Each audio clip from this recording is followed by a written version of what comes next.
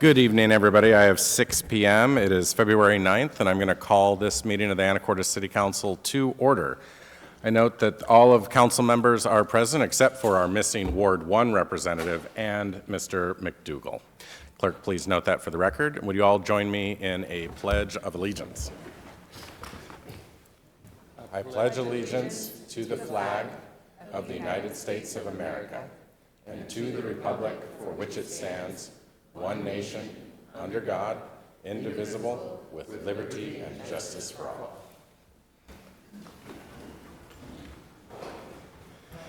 Thank you. Is there any motion to excuse anyone? Mayor Walters.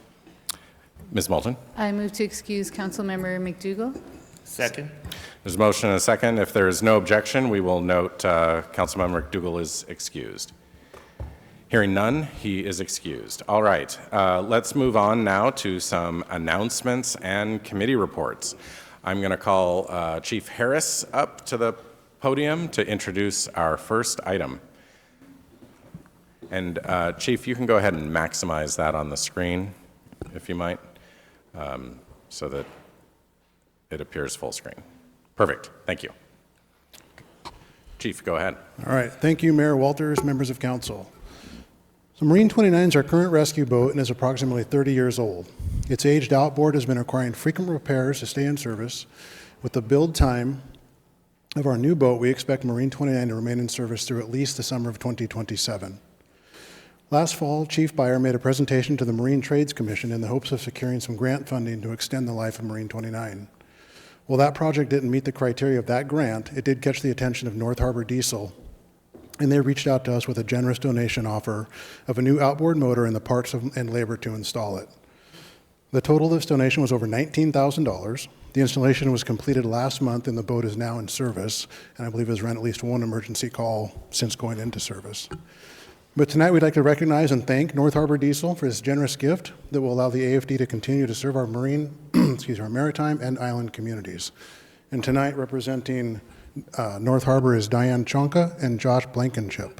If I could get Chief Byer and Mayor Walters down to receive the check.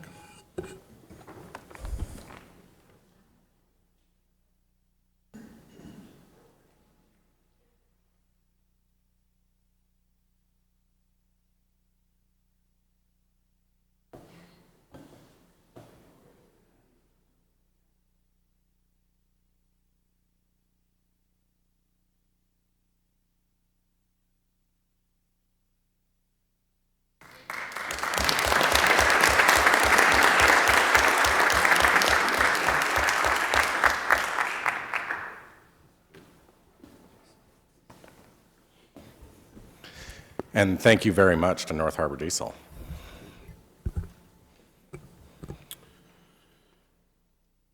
Also tonight, we'd like to recognize another local industry partner, HF Sinclair, who has also offered a generous donation. Back in 2024, we were successful in receiving a port security grant for $700,000 for a new fireboat. But due to the costs that rose during the lengthy grant process, the $700,000 wasn't enough to cover the final bid. To stay under that grant amount, we chose to remove the forward-looking infrared camera, or FLIR, from the spec with the hopes of finding additional funding to eventually add it back. FLIR technology is critical for emergency operations as it allows crews to see in the darkness and through fog or smoky conditions that help with navigation and search operations. And again, Chief Byer had learned of the HF Sinclair community giving request and applied for the FLIR funding through that program. The application was successful, and HF Sinclair has offered a donation of $25,000 to add the FLIR back to our new fireboat. This amount requires council approval for acceptance, and we are asking you to accept that donation tonight. Happy to answer any questions you might have. So council, under our donations code, we do need a motion and a vote to approve this donation. Mayor Walters? Mr. Fantini. With great thanks to HF Sinclair, I move that we approve acceptance of the donation. Second. We have a motion and a second to approve the donation from HF Sinclair of $25,000 through for a new FLIR camera. Any discussion? Hearing none, all those in favor say aye. Aye. All those opposed say no. The ayes have it, and the motion to accept the donation is approved. And tonight, representing HF Sinclair, we have Andrea Petrick, AJ Tupper, and Steve Lang.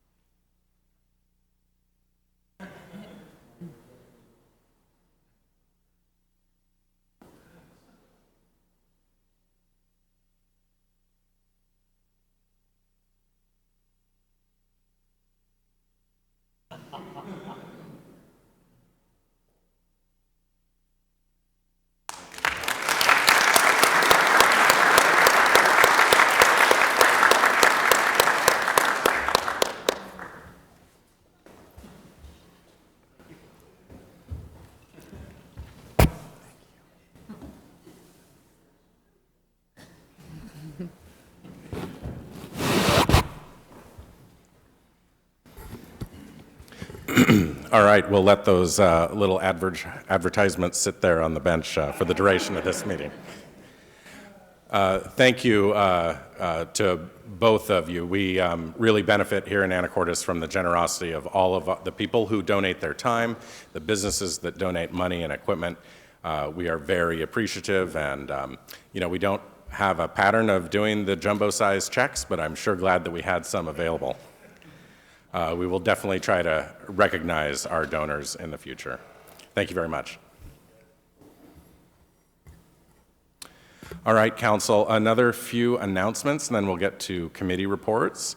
Do want to remind everybody that tomorrow is Election Day, so you have until 8 p.m. To either get your ballot postmarked and make sure that it actually does get a postmark, or put it in the drop boxes at the library or Skyline Beach Club. And there's more information on the election at skagitcounty.net/elections. Another reminder about the downtown streetscapes plan that we are engaged in. We have a survey out there. It's available on our website. It's available through that QR code that you see on the screen or the lengthy web address that you see on the screen. But if you go to the city website and go to the planning department's page or click the projects menu, you'll find that planning effort. We do encourage everybody to take that survey, and we've been repeating this announcement to make sure that we get that information out. Similarly, we are accepting applications for long-term rehabilitation, maintenance, and economic development projects for our community development block grant. Proposals need to benefit low to moderate income citizens, and there's more information on the website at anacorteswa.gov/1655 if you think you might have a project that is consistent with those criteria. This is usually money that is given out to the Housing Authority or the Family Center. Those types of entities are eligible and usually have qualifying projects, but look at the website if you have more questions and reach out if you need to. I wanted to say a couple of words about the 12th and Commercial Avenue intersection, which has gotten a lot of feedback recently. So importantly, the intersection is not yet complete. There are still major components that need to be done. The traffic signals that are there are going to be replaced with modern traffic signals because they are apparently some of the oldest traffic signals in the state.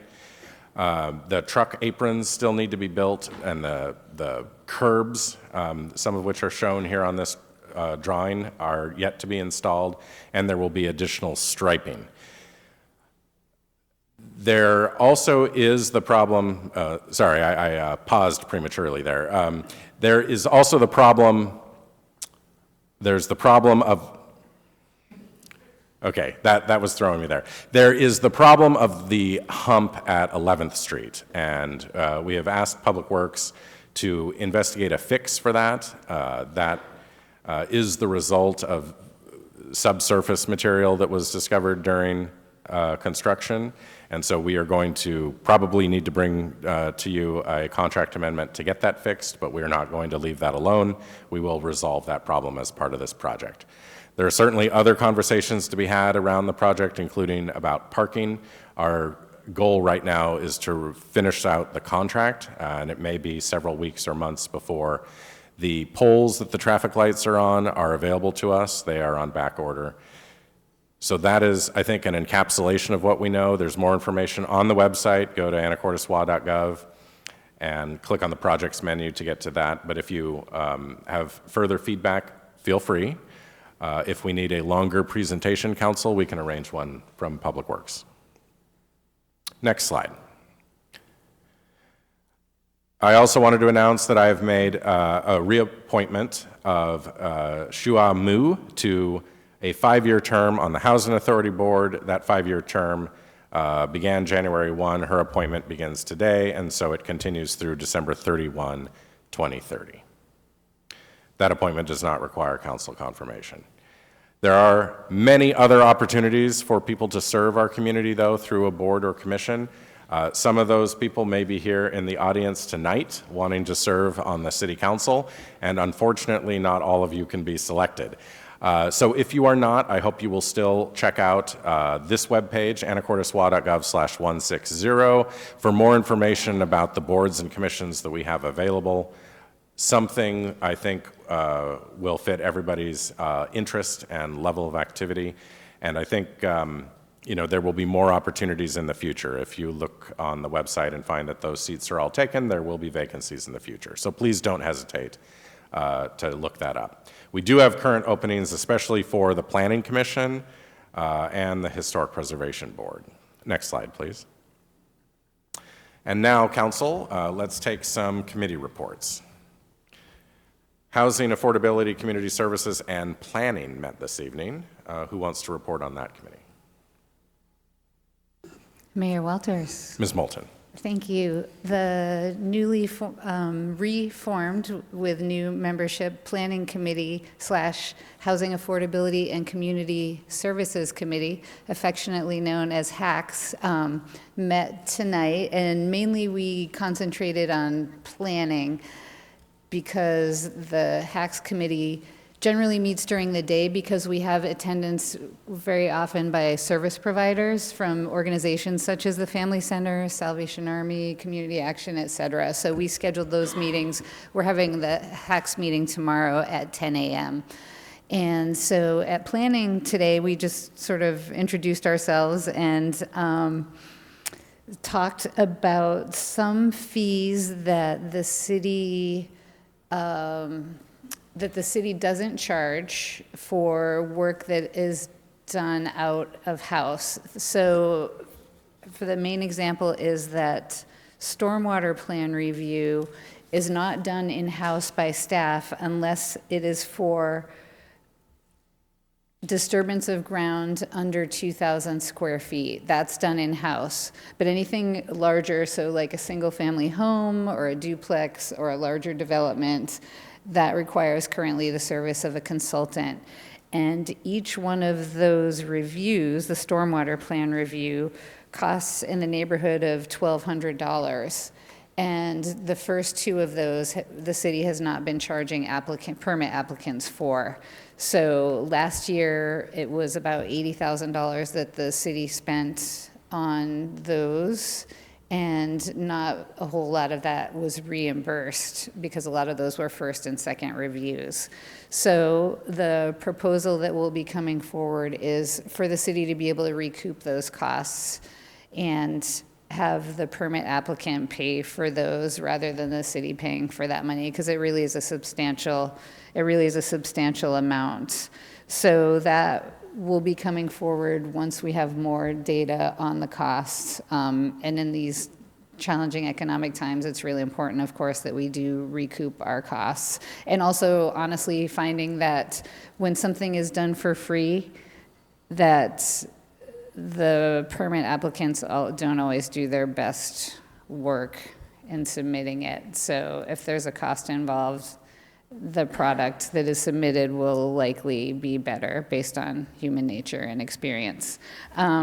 So we talked about that at length, and then we also talked about the hearing examiner fees that are incurred when there are different appeals to the hearing examiner, and that's an out-of-house expense also. So staff is gathering information on what those cost for different things. For example, administrative appeals, code enforcement appeals, hearings.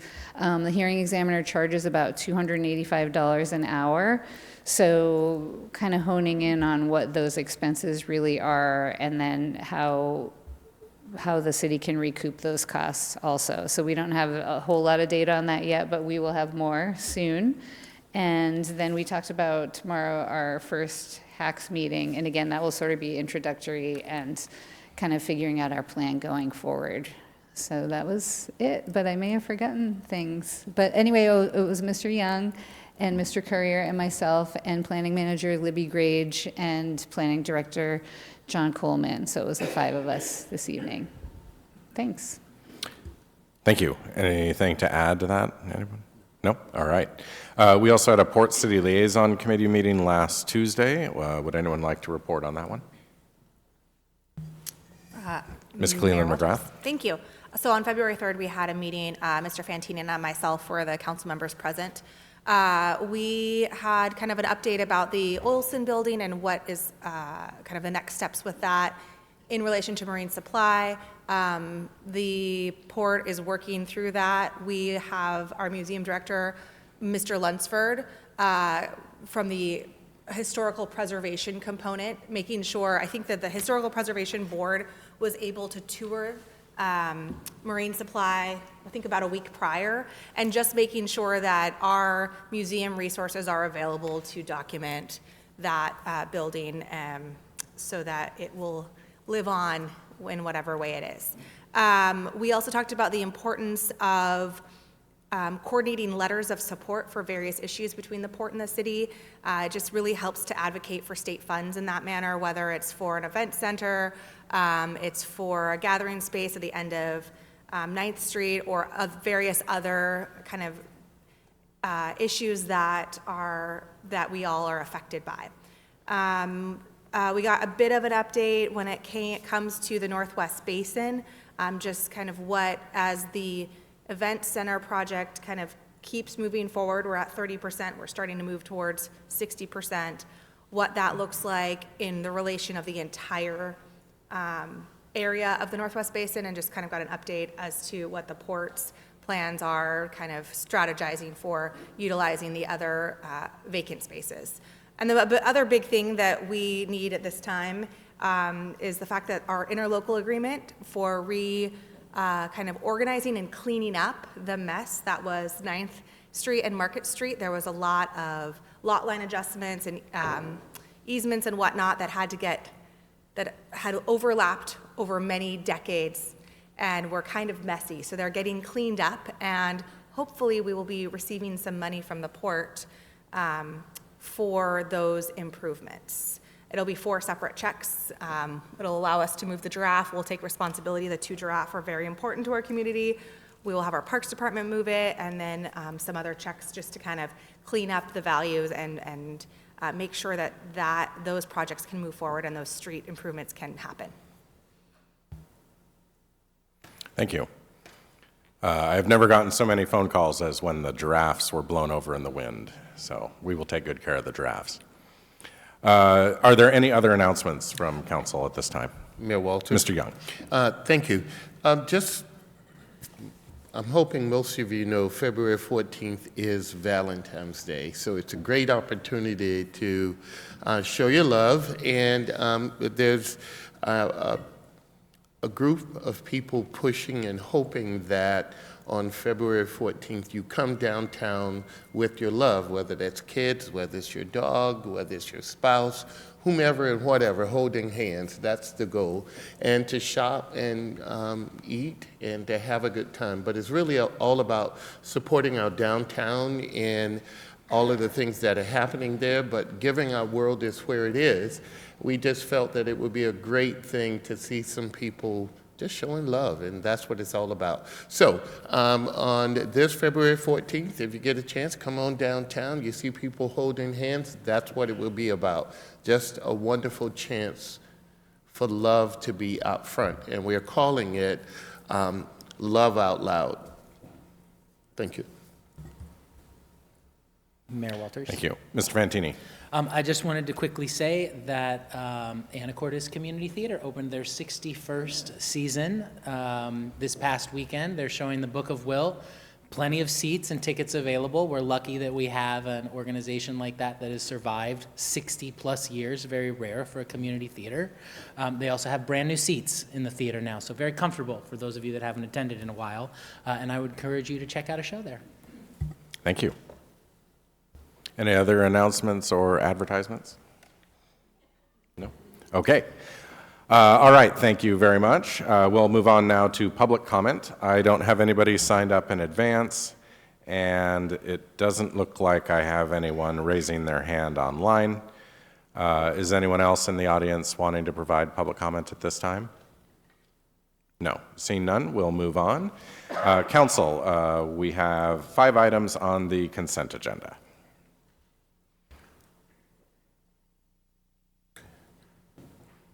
Mayor Walters? Mr. Young.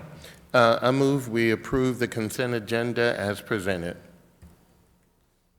Second. We have a motion and a second to approve the consent agenda as presented. No discussions allowed on the consent agenda, so we'll go ahead and take the vote. All those in favor say aye. Aye. All those opposed say no. The ayes have it, and the consent agenda is approved. Our next item is a public hearing on the vacation of a portion of an alleyway. And our city attorney, Ms. Swetnam, will present this item.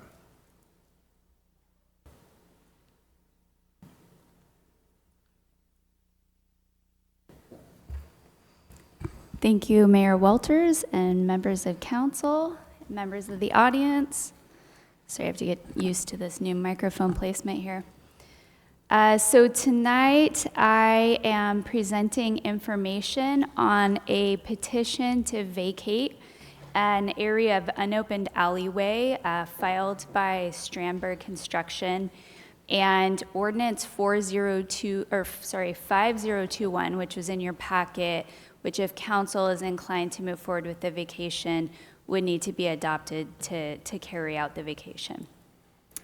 So the background on this, vacations are governed by AMC Chapter 1250, and on December 15th, Council adopted Resolution 3159, which scheduled the public hearing for tonight.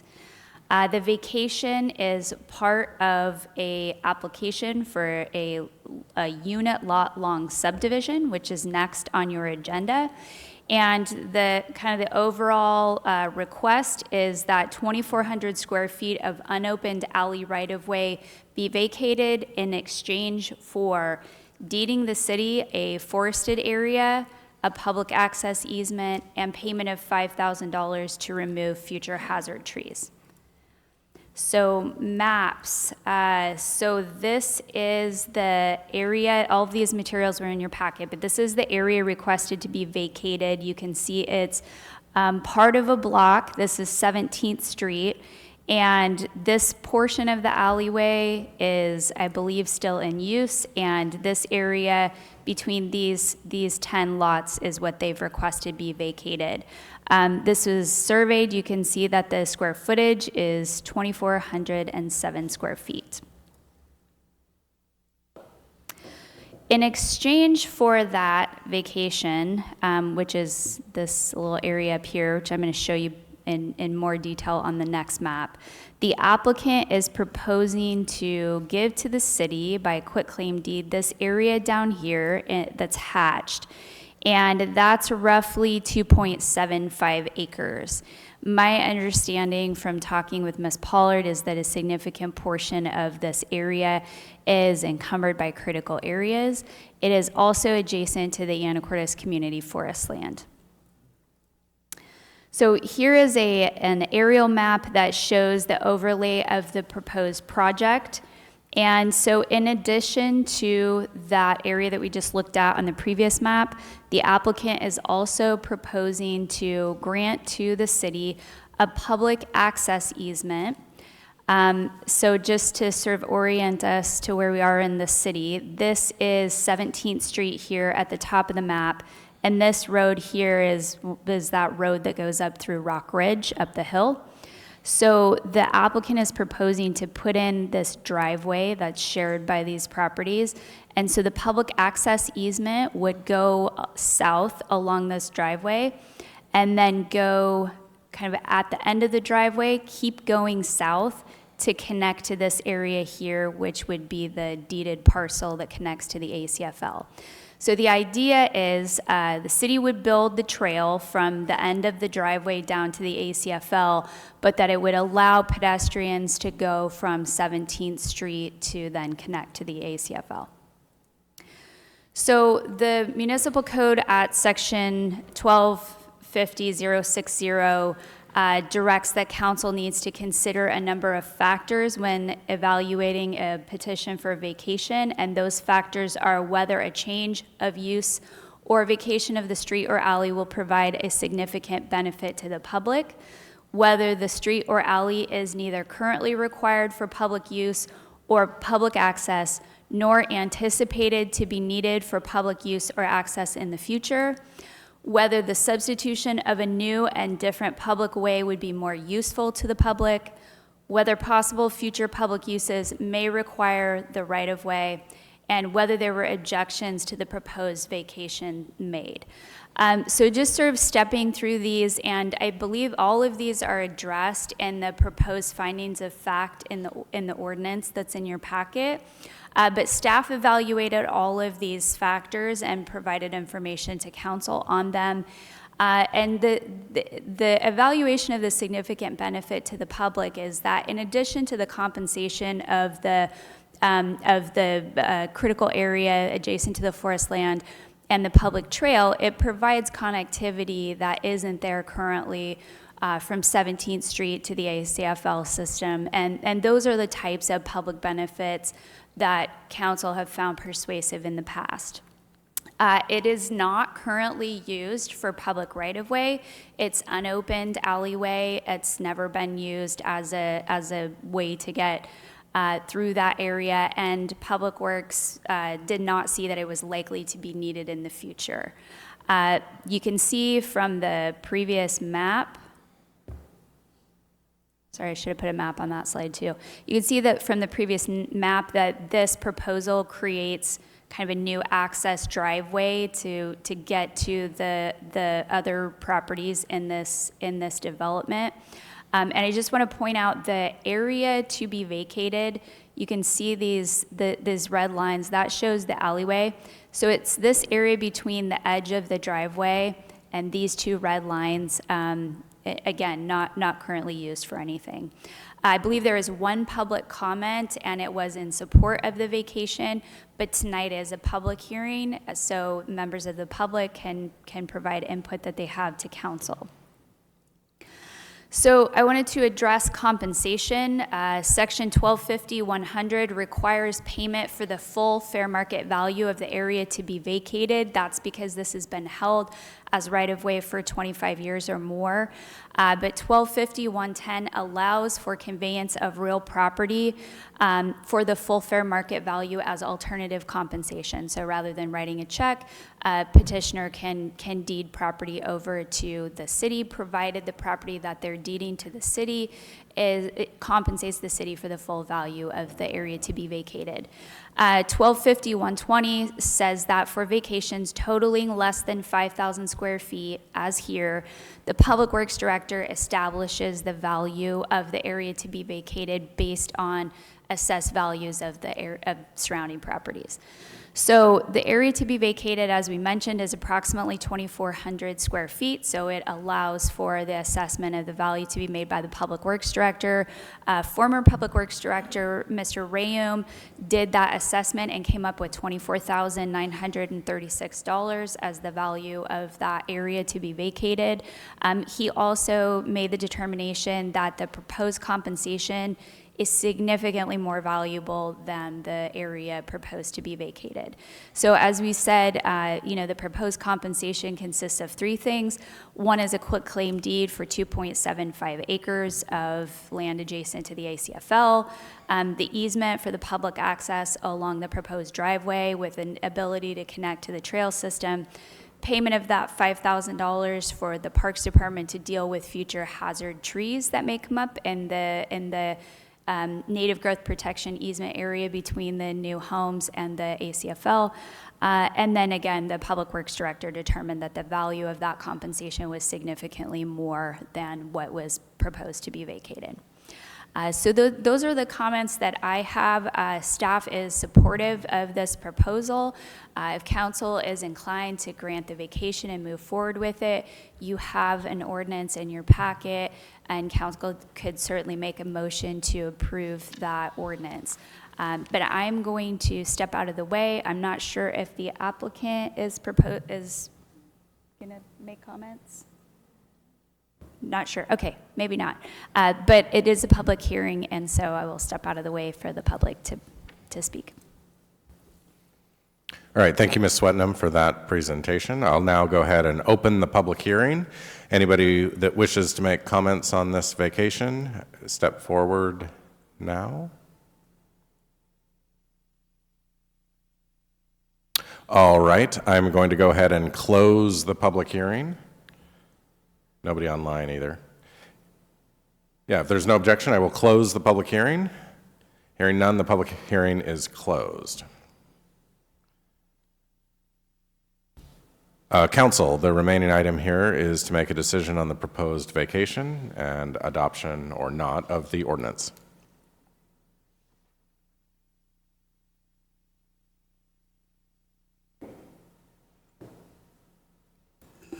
Mayor Walters? Ms. Moulton. Thank you. So the math shows that 2,400 square feet would be vacated by the city, and about 120,000 square feet would be deeded to the city, including a wetland and the opportunity to build an access point for pedestrians to get to the forest lands from 17th Street, which doesn't currently exist on that section, which I see as a great benefit to the neighborhood. So I am in favor of this, and interested to hear if anyone else has opinions.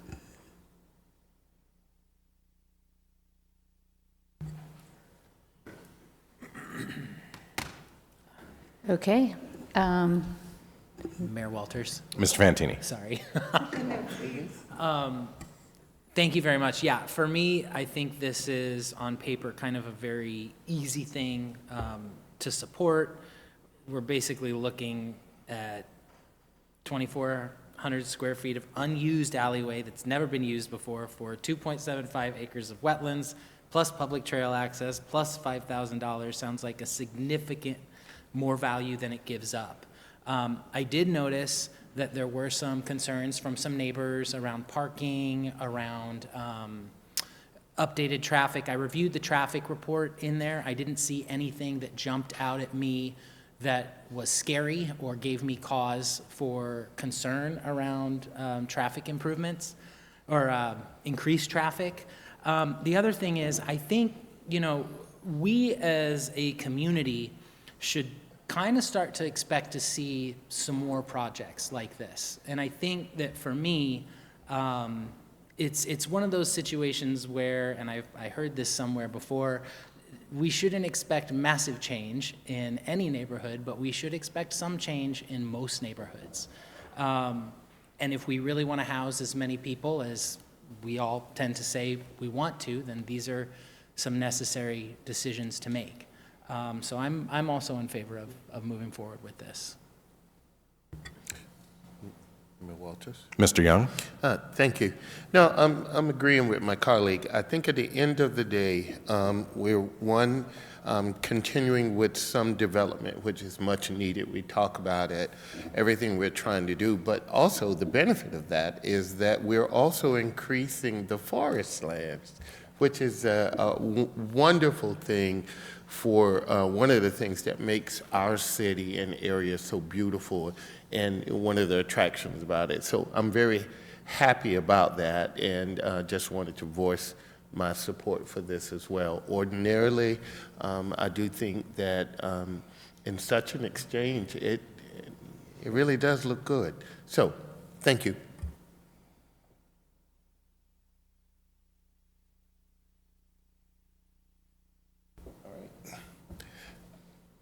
All right. Mayor Walters? Mr. Young. Thank you. I move we approve this as presented. I'm turning back my page to the verbiage, so. There is not a recommended motion in the great. packet. Apologies for that. Make a motion that we approve this vacation And the associated ordinance? and the associated ordinance. Anything else, Mr. Walters? All right, thank you. We have a motion to approve the vacation and the associated ordinance. Second. And we have a motion and a second to approve the vacation and the associated ordinance. Any further discussion on this item? Mayor Walters? Ms. Cleland McGrath. I just think that it's important, this is what I was trying to go back to make sure that the vacation ordinance actually does specify a 10-foot walk designated pathway along to access from 17th up to the forest lands. I just think that that's a really important, I think that's an important thing to actually have on paper as people, as future homeowners start to buy up these homes, which is great. You know, we want to make sure that it's in perpetuity, that it's designated and somewhere on the deed. So that point is included in this ordinance. Any further discussion? All right, this is an ordinance. If there's no further discussion, I'll proceed to the vote. This will be a roll call vote. Mr. Franciac, please take a vote on the question of approval of the vacation and the associated ordinance. Mr. Fantini. Aye. Mr. Courier. Yes. Mr. Young. Yes? Ms. Cleland McGrath. Yes. Ms. Moulton. Yes. Mayor, the ayes are 5, the nays are 0. The ayes have it, and the ordinance is approved. Thank you very much. Thank you. Our next item is the associated subdivision. And Ms. Pollard from the Planning Department will present this item.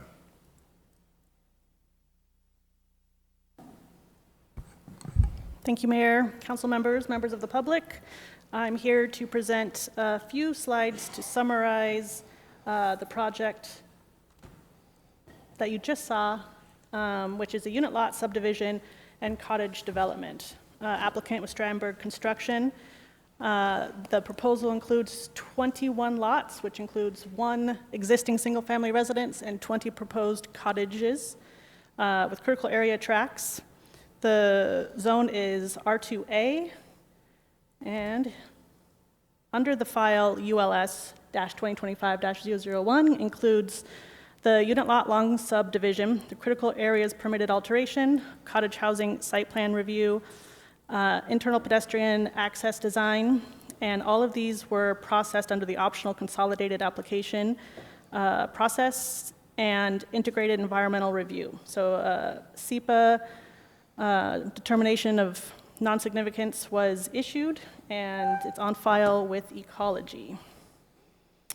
We just saw this image, so we don't need to linger here, but just noting that it is surrounded on 2 sides, mainly by the ACFL. So one part of the proposal is the unit lot subdivision, and sometimes this can be confused. It is a different design as a typical long plat. Unit lot subdivisions allow for fee simple ownership. Individual lots are not required to conform to the typical development standards for the typical residential lot, as they are designed to be just around the private property. Easements and CC&Rs provide for the perpetual maintenance of common areas, shared access, etc. And unit lot subdivisions are allowed in our AMC for developments including duplexes, triplexes, cottages, and townhouses.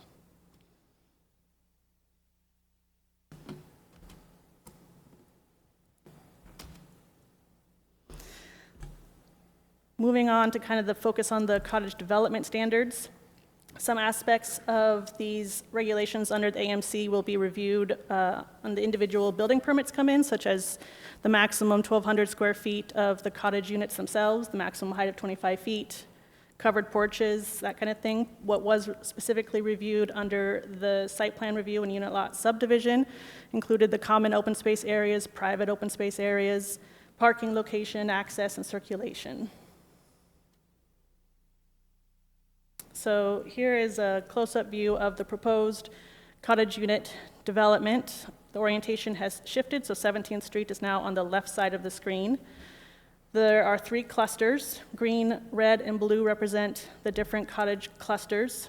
Each has their own detached single-car garage, which are the alternating colors, so the deep green, bright green, red, red, blue, blue.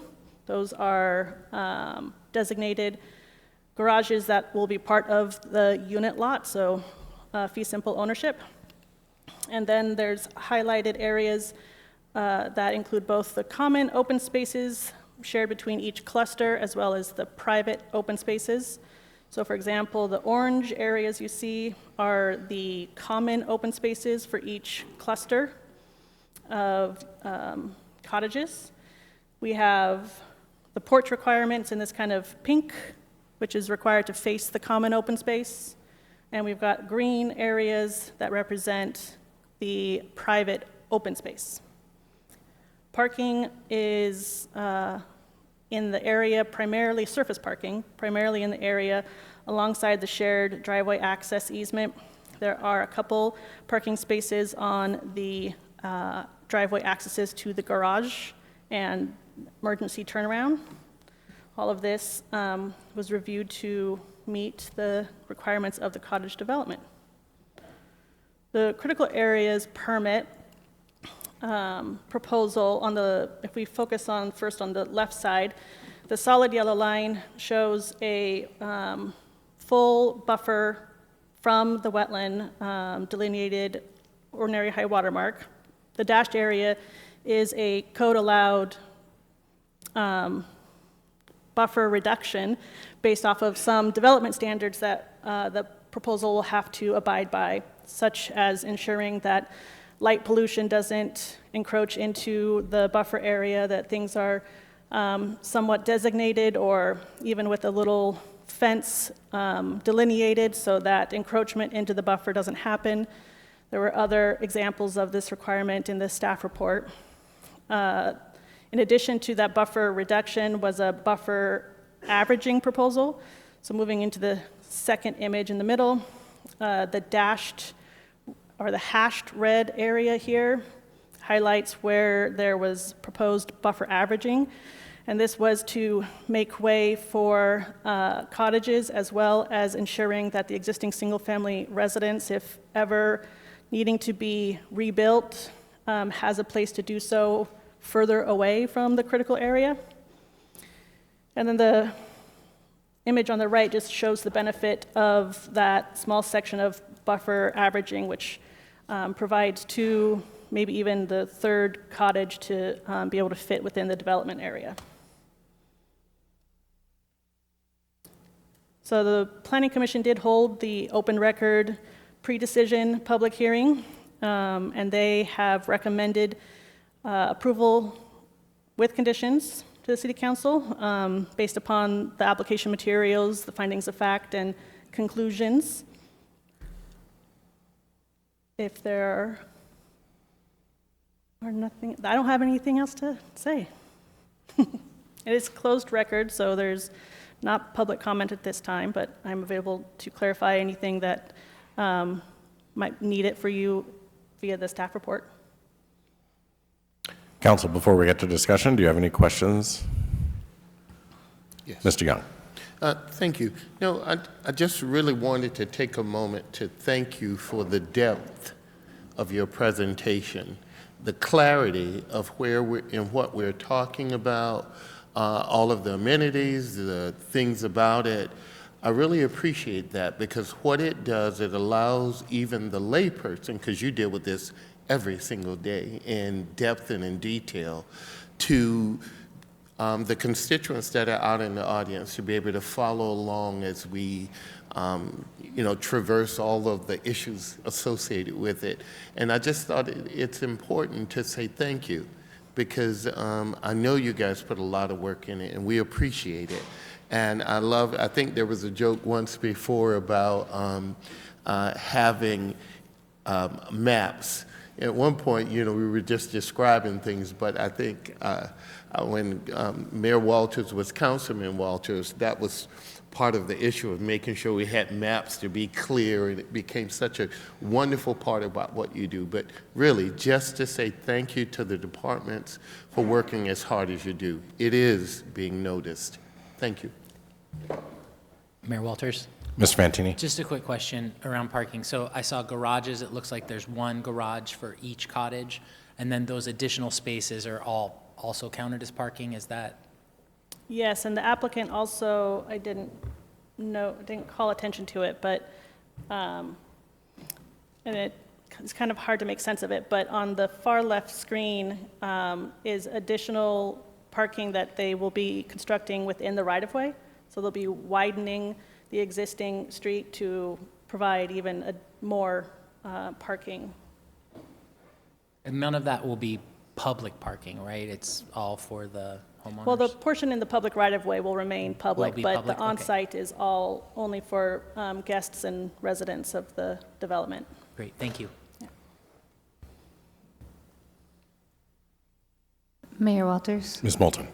Thank you, Mr. Fantini, for bringing up that parking on the street. I have heard concerns in the past about the neighborhood, that road 17th Street that goes up and around, and people taking it as a shortcut or to avoid ferry traffic and speeding.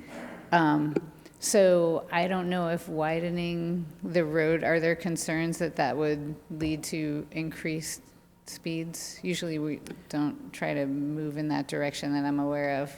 I think it's just a clarification on the widening is just to put the parking in. It's not extending the drive aisle or, the aisles of traffic. It's just allowing for on-street parking in a more formal design.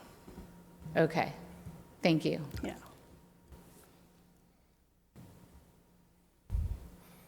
Council, any other questions?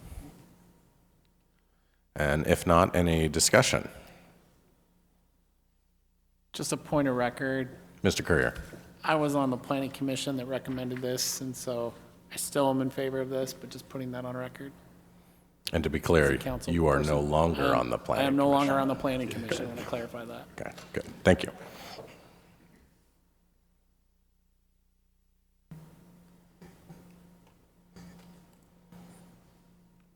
Mr. Young? All right, Mayor Walters, hearing no other further objections, I move that the council adopt the findings of fact and conclusions of law contained in the staff report dated December 5th, 2025. Further, I move that the council approve the preliminary plat for the local 17-unit lot subdivision, including the cottage development site plan, wetland buffer with averaging, and the alternative pedestrian circulation design, subject to all conditions listed in the staff report. Mayor Walters, second. All right, we have a motion and a second to approve the staff report conditions and the proposed preliminary plat. Any further discussion on this item? Hearing no discussion, we'll move to the vote. The vote is on the motion to approve the preliminary plat and the findings of fact and conclusions of law contained in the staff report. All those in favor say aye. Aye. Aye. All those opposed say no. The ayes have it, and the motion is approved. Thank you, Ms. Pollard. Thank you. We'll give you just a second there. And we are now on to the main event.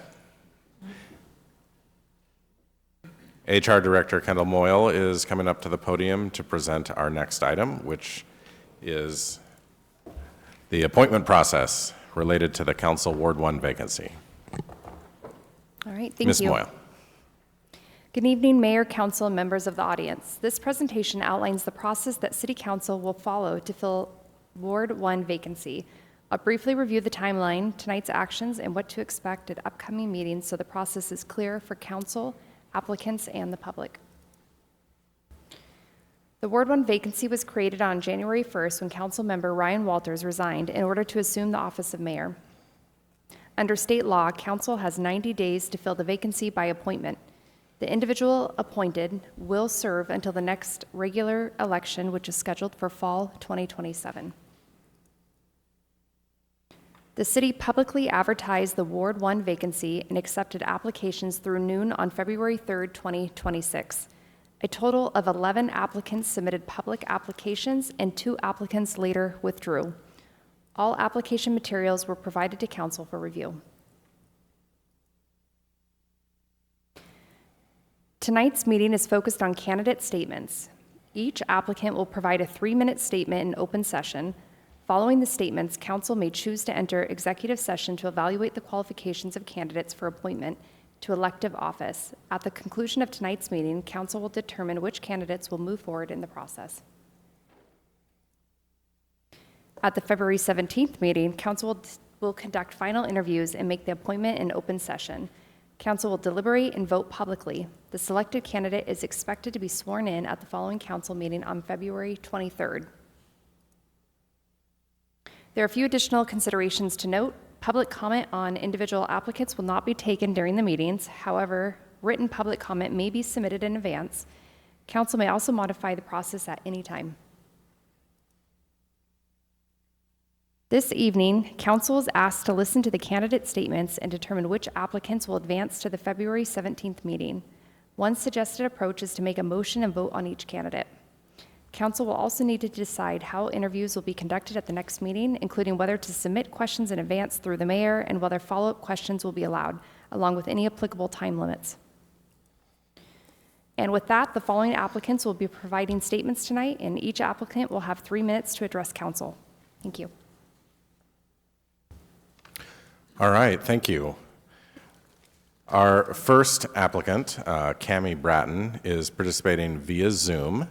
So yes, please hold on just a moment.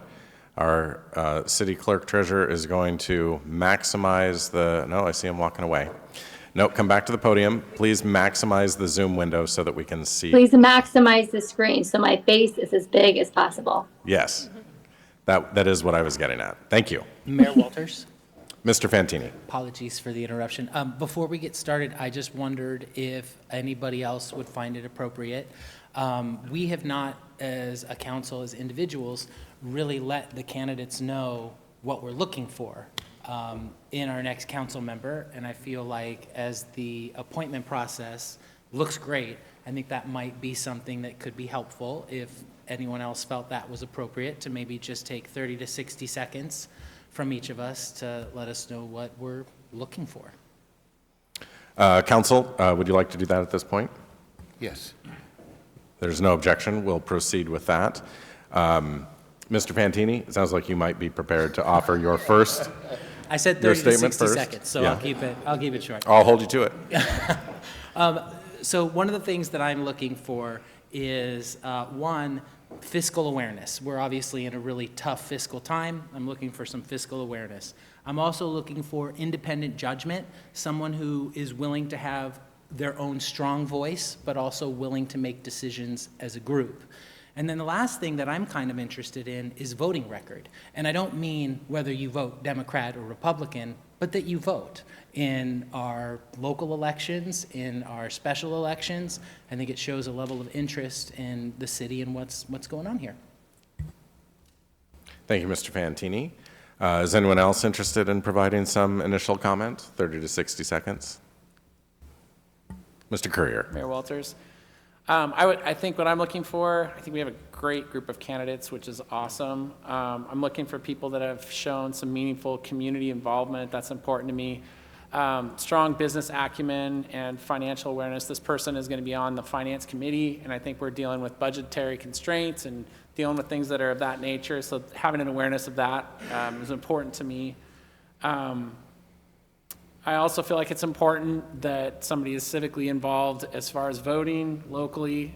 Again, I'm not concerned with who people vote for as long as they're at this level. It's a nonpartisan position, but that they're engaged. And I'm also looking for someone to bring a unique perspective and a unique perspective to this group of people that challenges our thought process as well as supports the whole synergy that's happening here. So those are all things that are of interest to me. Mayor Walters? Mr. Young, Just 30 a to 60 seconds. I want to claw back my moment. One of the things that I'm looking for is someone that realizes that they are a public servant. And what I mean by that is that gift that we give to society and all of the people to make sure all voices are heard, all voices are at the table, even the ones that we may disagree with, because I fervently believe sometimes in having a different view in the prism we looked at life through, we may miss something. And so my goal has always been to look for that commonality and to ask myself, what am I missing in what you're saying? As I look through these candidates, we have some extraordinary people, truly. My hope is even if you're not selected at this moment, that you don't forget that our need for you to be in public service and to bring forward your ideas and thoughts are just as great after this and leading up to this. So that's what I'm looking for. We have some enormous thinkers here on council. Quite honestly, I believe it's one of the best council in, I'm gonna throw you in, Mayor, with that. And, but we really do have it. And so what I'm hoping as I look for each of you are those things of civic community and willingness to disagree, but not be disagreeable. Everything else after that is just semantic in trying to figure out where that fit is and what we need at this moment. Okay? Thank you. Thank you. Ms. Cleland McGrath. Mayor Walters, thank you. So I was kind of planning on providing my thoughts after we hear from the candidates, because I think they've prepared probably their words, so us throwing something out right now might make it more challenging for them just to go with it. So I say, all of you guys, please just go with the statements that you've prepared. I've heard a lot of folks, I've had a lot of folks ask me, like, what do you want in a council member? I don't think it's really what I want as a council member. I think we have to make the decision. But for me, I am looking for who will represent Ward 1 and those neighborhoods the best. And so I'm looking for someone who kind of has the pulse of the neighborhood, has experience working in our community or experience in other communities that they can demonstrate will apply here with us. I think that, we've got a number of folks on here who have lived here for generations, and that's valuable. I also think it's been very valuable to have folks like Mr. Young and other people who have come from other places to have a fresh breath of fresh air. But what I'm looking for is, what are those skills and what are the passion that people have and interests to bring, to represent Ward 1. And all of the city, but specifically Ward 1. I think that that's an important component to choosing that next person. Thank you. Ms. Moulton. Well, thank you. I think everyone here has brought up some excellent points, and I am also feeling like after we hear from the applicants and we discuss their qualifications and we move people forward, that then is going to be a really good time for us to decide of more of what we want to see and the questions that we potentially want to ask next week. So I would agree with Ms. Cleland McGrath about bring what you brought and do that. I also love curiosity in people and a willingness to learn and to know what they know, but also be aware of what they don't know. And also, I think that engagement with staff and how council members engage with staff is really important, and using staff or asking staff as a resource, because they are so often the subject matter experts that help us make the decisions that we make and inform that, and to not be shy about that, and also leaning on other council members, and that knowing that we're all here for you and that we're all willing to share, and to use us as a resource, and know that we're here for you. And I'm pretty confident saying that about every single one of us. And we all have different gifts and strengths, and so again, to think of someone who will complement and to complement the strengths that we have, and bring what you've bring yourself. Like, we're anxious to know who you are. Or I think we all are. So, and thank you very much for the gutsiness that brought you here to this point. I know it's not easy, and I applaud you, and I'm super excited. I was hoping we'd have 5 people, and we have 10, and that is really great news for us and our community. So thank you. I'm looking forward to this, and I hope you are too. All right, thank you. Council, I apologize for jumping the gun there. Are you ready to now hear from the applicants? Yes. Yes. Okay, so we'll begin again with Cammie Bratton. Ms. Hi, just go ahead. making sure you can hear me and not the party going on outside my hotel room right now. Sounds good. All right. Hi, I'm Cammie Bratton. 10 years ago, I moved to Anacortes with my husband and then 1-year-old, looking for a place to plant for probably the rest of my life. I have 3 kids now, 10, 8, and 5, and we couldn't be happier with our move. As I consider why I might want to be on the city council and why I think I'd be good at it, beyond the experience and my dedication to building a thriving community for myself and my children and my neighbors, I keep coming back to my general disposition as a person. I'm the 4th of 5 children, an Enneagram 9. That's the peacemaker, if you're unfamiliar with that particular personality test. I grew up conservative in a liberal community. I ended up a little bit more progressive in a conservative college. I find myself often being the person who, whether by necessity or otherwise, has to see all sides of a situation and is able to explain beyond the emotional. I recognize that decisions made on behalf of Anacortes balance inevitable tension between working waterfront and tourism, young families and aging retirees, long-term residents and transplant small businesses and massive ones, to say nothing of the requirements for maintaining healthy infrastructure, port activity, healthcare for everyone, the needs of now and the possibilities of the future, all within the realities of a finite budget. As I mentioned in my cover letter, through my nonprofit background, I'm familiar with some of the key issues facing affordable housing and basic needs policy. In my current work for my husband's running event company, I'm familiar with some of the more city-based functions like LTAC and permitting. As a writer, I'm intensely interested in the power of clear communication between parties that don't inherently understand each other, and I get excited about exercising creativity within the constraints of reality. Budgetary or otherwise, and learning about all the many things that I surely haven't even considered yet, which I imagine with the city council is a lot. I've served on councils at church, in my nonprofit experience, and informally among my friends and neighbors. In this position, I think a little bit about when I was in college, I did Model United Nations, and there was a quote I think about frequently. Diplomacy is telling someone to go to hell and helping them to look forward to the journey.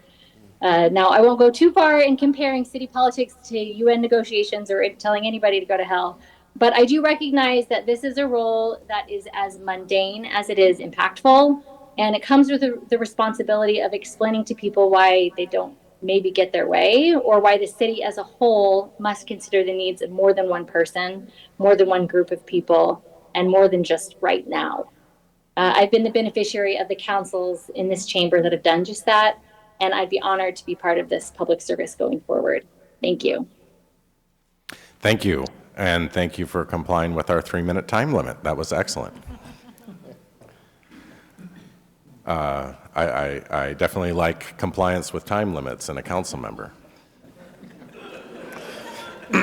All right, we are proceeding in alphabetical order through the list by last name. So our next candidate is Sharon Brown.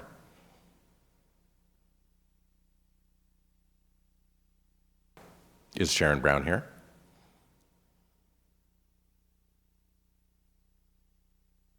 I'm going to go ahead and assume she is not.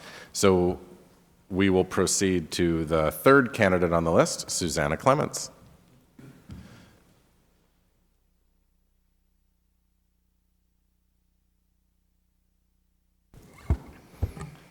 Thank you. Please speak into the mic, and you have 3 minutes, and you can see by the timer on the podium how well you're doing.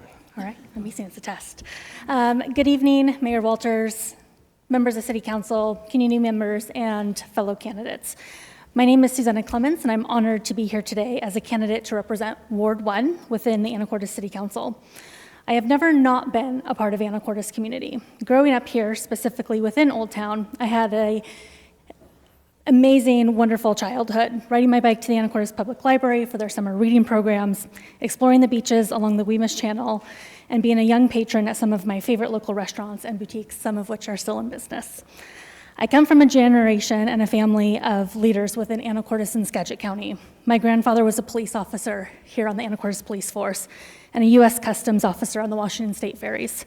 My mother worked for the Port of Skagit County for decades. My father worked for the Port of Anacortes and started the Anacortes Football Booster Club, better known today as SABA. Throughout my citizenship of this community, I have been taught and take great pride in looking for ways to give back and leave things truly better than I found it. With this in mindset, I have held various executive board and committee chair positions within the Fidalgo Elementary School PTA, organizing, planning, and executing several fundraising and school enrichment programs. I have volunteered as a girls' basketball coach, both for Anacortes Parks and Recreation, as well as Anacortes School District through some of our elementary schools here in town. To this day, I share my love of basketball and athletics, teaching and coaching multiple teams throughout ARPD. In the summer and fall, you'll find me on the gridiron, not throwing beautiful spirals or tackling drills, but as the secretary of Anacortes Youth Football Board. This year-round position demands fiscal planning and accounting, fundraising, operational planning, and partnership across 23 other local municipalities who support youth football. Getting to build a program with over 120 families in Anacortes is not a small venture, but one that is highly rewarding. I've also served on the Anacortes School District Hall of Fame Committee. This was a group of folks here in Anacortes committed to revamping and preserving the historical achievements of students from Anacortes High School. Outside of my volunteering, I have built a career on servant leadership. I started my professional career with Nordstrom, and after 15 years traveling around our country, different communities, building relationships and learning from others, one consistent remained. It all starts and ends with the customer. In 2019, I took an opportunity and joined Amazon. Over the past 7 years, I've created many different programs through helping start up our Amazon's PPE store when COVID hit, as well as managing $450 million businesses within Amazon. And currently, I support the Ring Home Security as a project manager, working budgets, getting to launch new countries and new continents, and bringing home security to those less fortunate and those in underserved communities. During my time at Amazon, my focus continued to be centered around leadership alignment, strategic planning, and delivering customer-focused results. I believe that these experiences have prepared me to serve our community, or our customers, with dedication, vision, and integrity. The city of Anacortes is on the precipice of change, something that equally excites and scares people. The word change, especially for residents who have deep roots in this community, can invoke big emotions. I, for one, am inspired. Not because change is easy, because of what change can create. I truly believe... Could I pause you there? Yep. Mr. Franciac, does blinking red mean time has expired? Yes. I'm sorry, your time has expired. That's okay. But thank you very much. You're welcome. Thank you.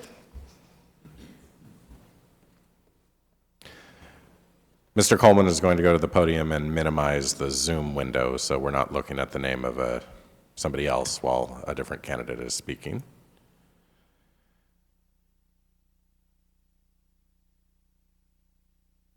All right, so thank you for that clarification. When the red light begins to blink, the time has expired. There's no solid red that we are waiting for. All right.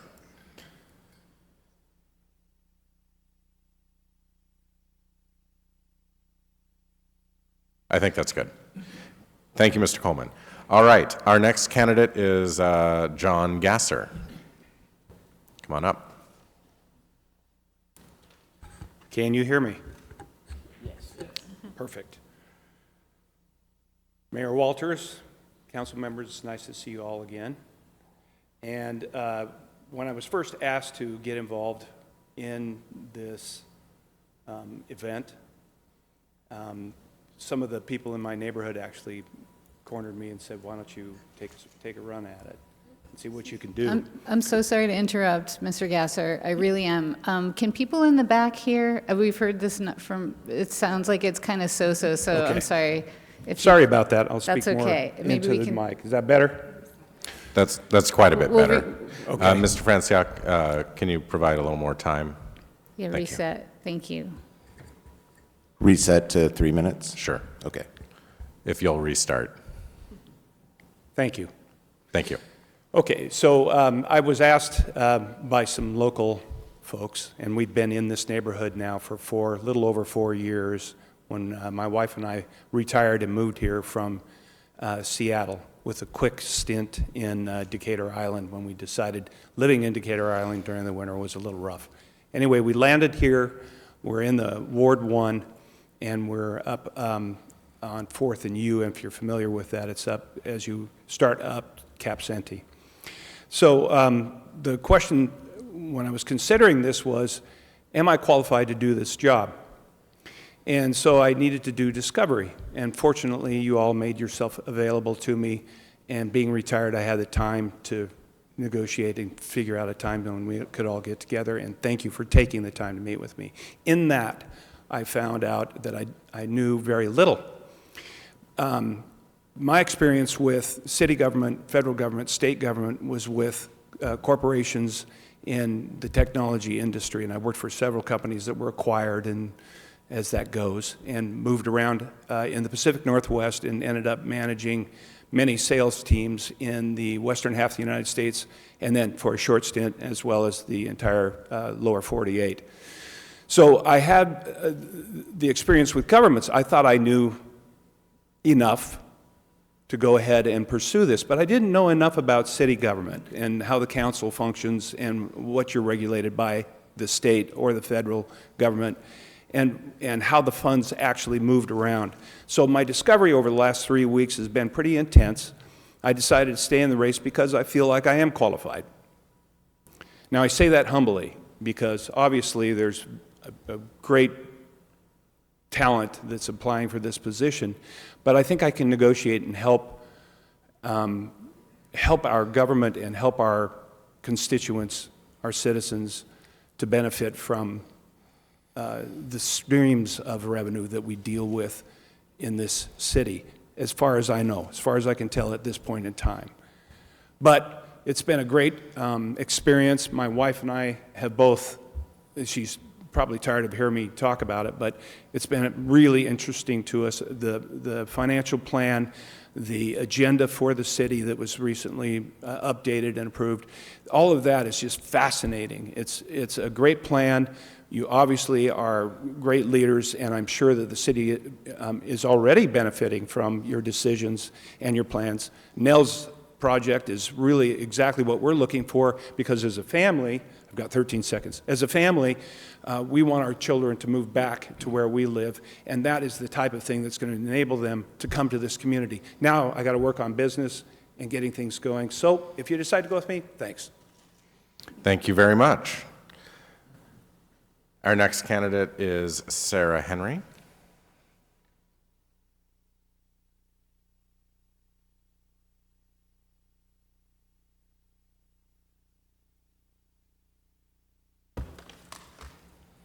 And feel free to adjust the mic and get close to it. Height. Thank you. Thank you. Mayor Walters and council members, thank you. It's actually a really big pleasure to see some of you I know. I grew up in Anacortes, and my childhood is here. My parents are here. I am one of those that left after high school and just came back actually after 25 years.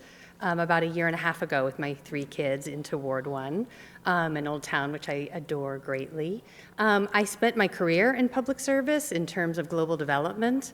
I have always had a passion for community development and did my specialty around how do you bring communities together, particularly with a focus on global development with women's rights and human rights.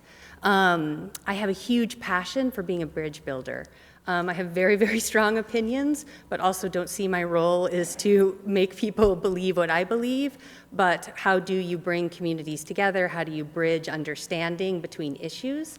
And I'm really excited about the possibility of doing that here in Anacortes, which is a place that I love. And I feel like there's such incredible opportunities, especially in the current environment, for bridging understanding, because I believe that we all do want the same things. We want safe communities where everybody feels that they can belong, that they can afford.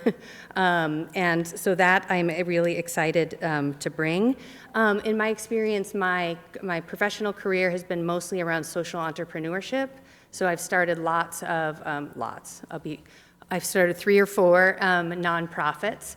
And my last endeavor was building a global center at Stanford University, where I raised and managed both grant and contract funding of around $25 million. So I'm very aware of kind of balancing budgets, particularly around grants and contracts, I think is where my most of my experience has been. And similarly to the last applicant, John, too, have spent some time, and thank you to members that have met with me over the past couple of months and figuring out, is this something that, one, that I could contribute to and be a productive member and add skill set. So I just also want to say thank you. And it led me to really do some deep reflection on what I could bring and what I was excited to bring. And I think what I'm really excited to do is be a part of this community and to contribute, but also be able to learn, too, about how to connect these very, very local issues that are very global in scale. And that's what I think from my career, what I'm most proud of, is being able to take complex issues, but then also be able to ground them in the realities of what we're doing and to get things done. So I'm excited about the opportunity to meet more of my neighbors, since I've been in Ward 1 for about a year and a half, but be able to really listen to what's most important to the community members and bring those to council. So thank you for the opportunity.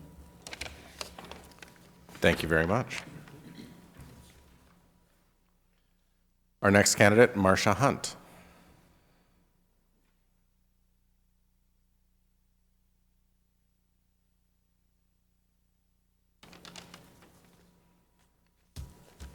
Is that about the right height? Yes, I think so. Thank you. Good evening, Mayor, Council, fellow community members. I'm Marcia Hunt. I am offering to serve Anacortes in the Ward 1 City Council position. You've all been provided with our application materials. I'm not going to restate mine here tonight.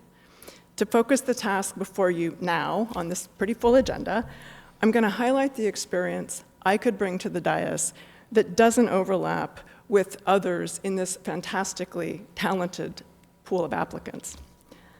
First, I have a granular awareness of the extent of our physical and virtual infrastructure. Beginning in 2002, I worked shoulder to shoulder with city staff in many departments, first as a contractor and then in-house, to build tools to manage all the stuff the city owns. Many of those assets require periodic inspection and maintenance by highly trained and sometimes certified staff. Everything but the land beneath us is going to eventually require upgrade, replacement, or abandonment, and sometimes costly decommissioning. Our assets need to be secured, they need to be insured, and reported to the state auditor every year.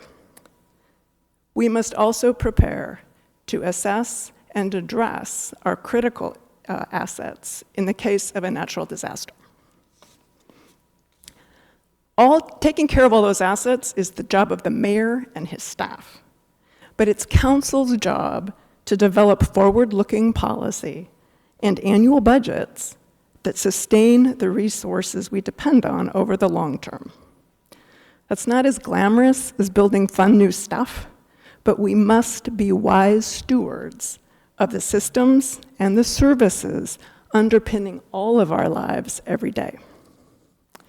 Second, I understand the statutory constraints on achieving all that in the public sector in Washington state.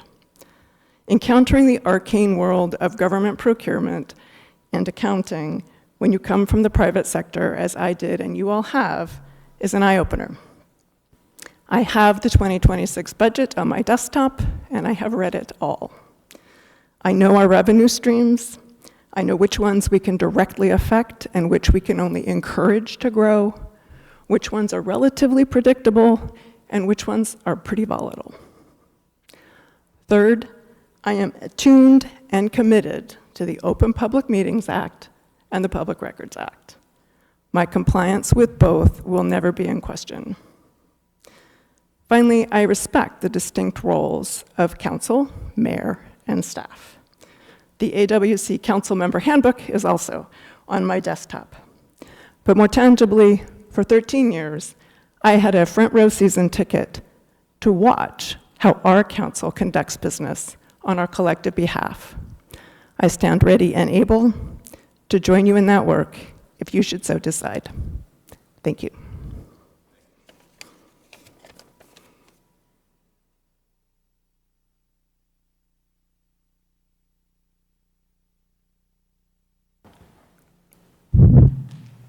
Thank you, Ms. Hunt. Our next candidate, and we may need some assistance at the podium here again, is Courtney Orrock, who will be participating via Zoom. Oh, looks like we are close. Courtney, can you hear us? I can. Can you hear me? Perfect. And we can see you. Oh, good. Sorry. We're 2 for 2. Wonderful. Okay. We will start the timer, and you can begin when you're ready. Thank you. Good evening, council members, Mayor Walters, city staff, and residents of Anacortes. My name is Courtney Orrock, and I appreciate the opportunity to speak with you this evening. I'm here because I care deeply about this community and believe that I can contribute meaningfully during an important moment for our city. As you know, I recently ran for city council. That experience allowed me to engage with residents across the city, listen to a wide range of perspectives, and gain a clearer understanding of the issues before you as a governing body. Throughout the campaign, I spent significant time attending council meetings, reviewing council packets, budget materials, the comprehensive plan, asking questions, and learning where the constraints and trade-offs exist. That process reinforced my belief that good governance requires discipline, collaboration, and a long-term view. We are navigating a challenging financial period, and I am confident I can contribute as the council addresses near-term budget pressures while also making decisions that support long-term stability and success.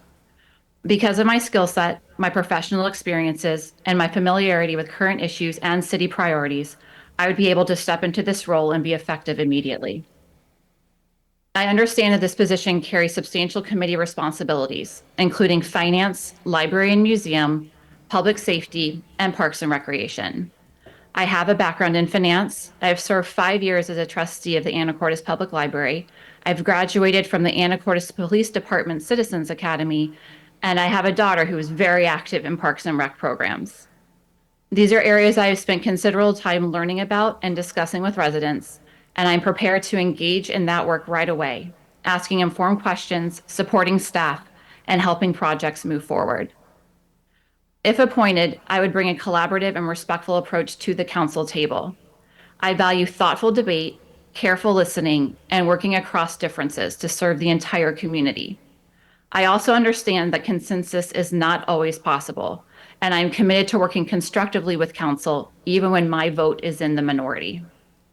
My focus would be on providing consistent, thoughtful leadership, grounded in careful analysis, collaboration, and a clear eye toward the city's long-term needs. Thank you again for your consideration and for your continued service to our city. I'd be honored to contribute my time, energy, and experience to the work ahead. Have a nice evening. Thank you, Ms. Orrock. Our next candidate is Britta Ryer. I was hoping you would go alphabetical by first name. Mayor Walters, members of the council. Thank you. Would you get a little bit closer to the mic there? Yes, how's that? Oh, that's perfect. Thank you. My name is Britta Ryer, and I am applying for the Ward 1 seat.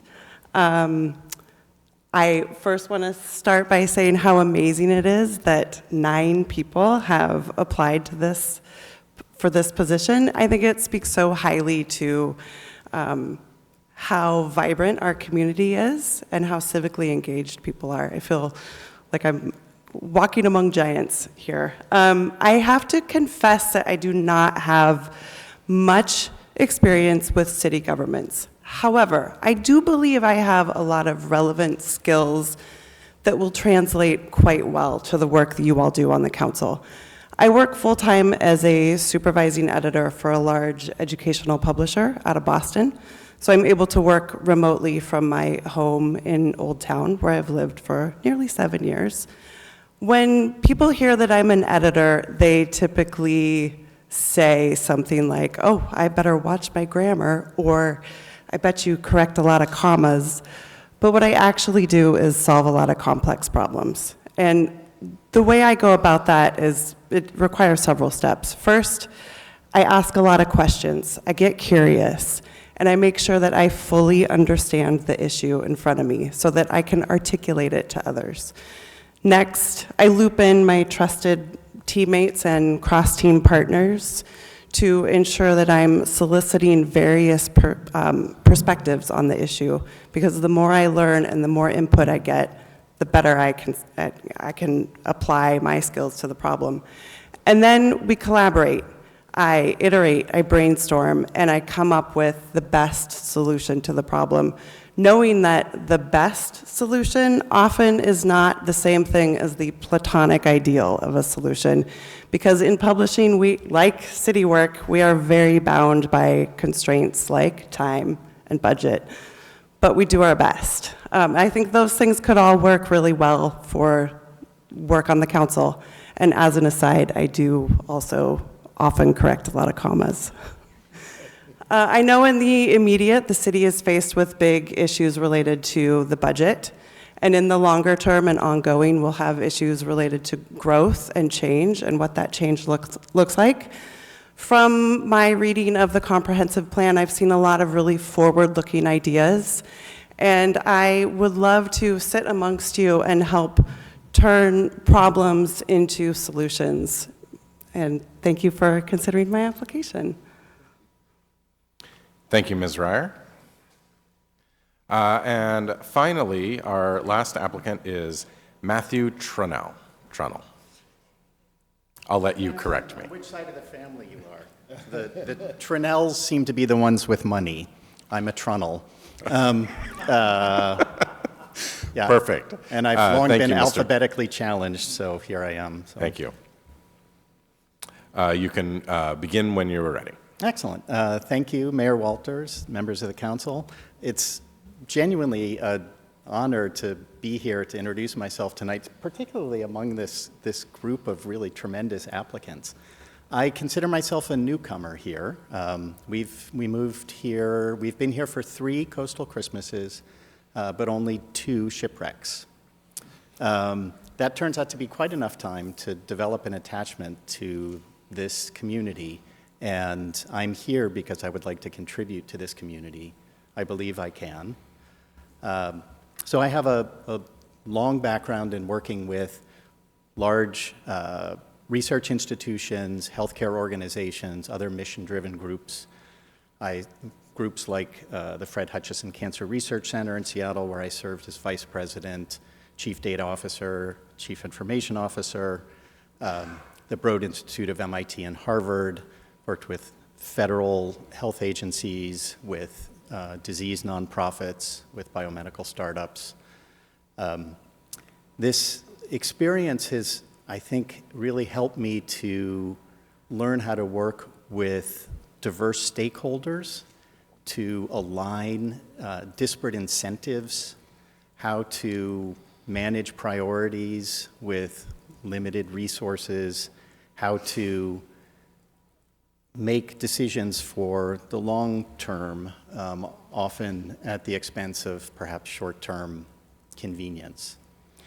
I have a particular interest in working with organizations now, helping to navigate this accelerating pace of change on almost every front. And that includes working with nonprofits to develop new funding models, working with research organizations to develop new models of driving how we're going to fund research. That's changing pretty dramatically. And particular interest in healthcare, where across the country we're really quite challenged. Here we're very fortunate to have a strong healthcare infrastructure that's largely propped up by philanthropy. I think these are really tremendously complex and interesting issues to work on. I have managed multi-million-dollar budgets. I've built and run cross-organization collaborations. I have navigated those governance challenges that require large-scale collaboration, sound judgment, and respect for people and process. I come here without a specific agenda. I've been here long enough to feel attached to the community, but not so long that I am really strongly opinionated as to what has to stay and what can't change. I come to listen, to serve, and to represent. Thank you. Thank you. All right, Council, that concludes all of the candidate statements from the candidates that are here. Just one last check. Sharon Brown, not here in the audience. All right, and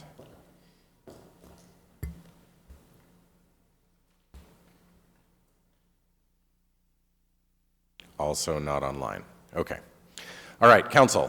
First of all, I just want to say, as a point of personal privilege, as the person who has created the vacancy in the Ward 1 seat, that I am very pleased and impressed with the caliber of all of the applicants for this position. I am sorry if my presence on the council held any of you back. Council, you approved an outline of this process at our January 5th meeting, but the process is yours to figure out the details, and really all you approved was an outline. So at this point, you have a couple of options. I can walk you through more components of the process. You can go into executive session to evaluate the qualifications of a candidate for appointment to elective office, or you could do something else. Do you have a preference at this point? Mayor Walters?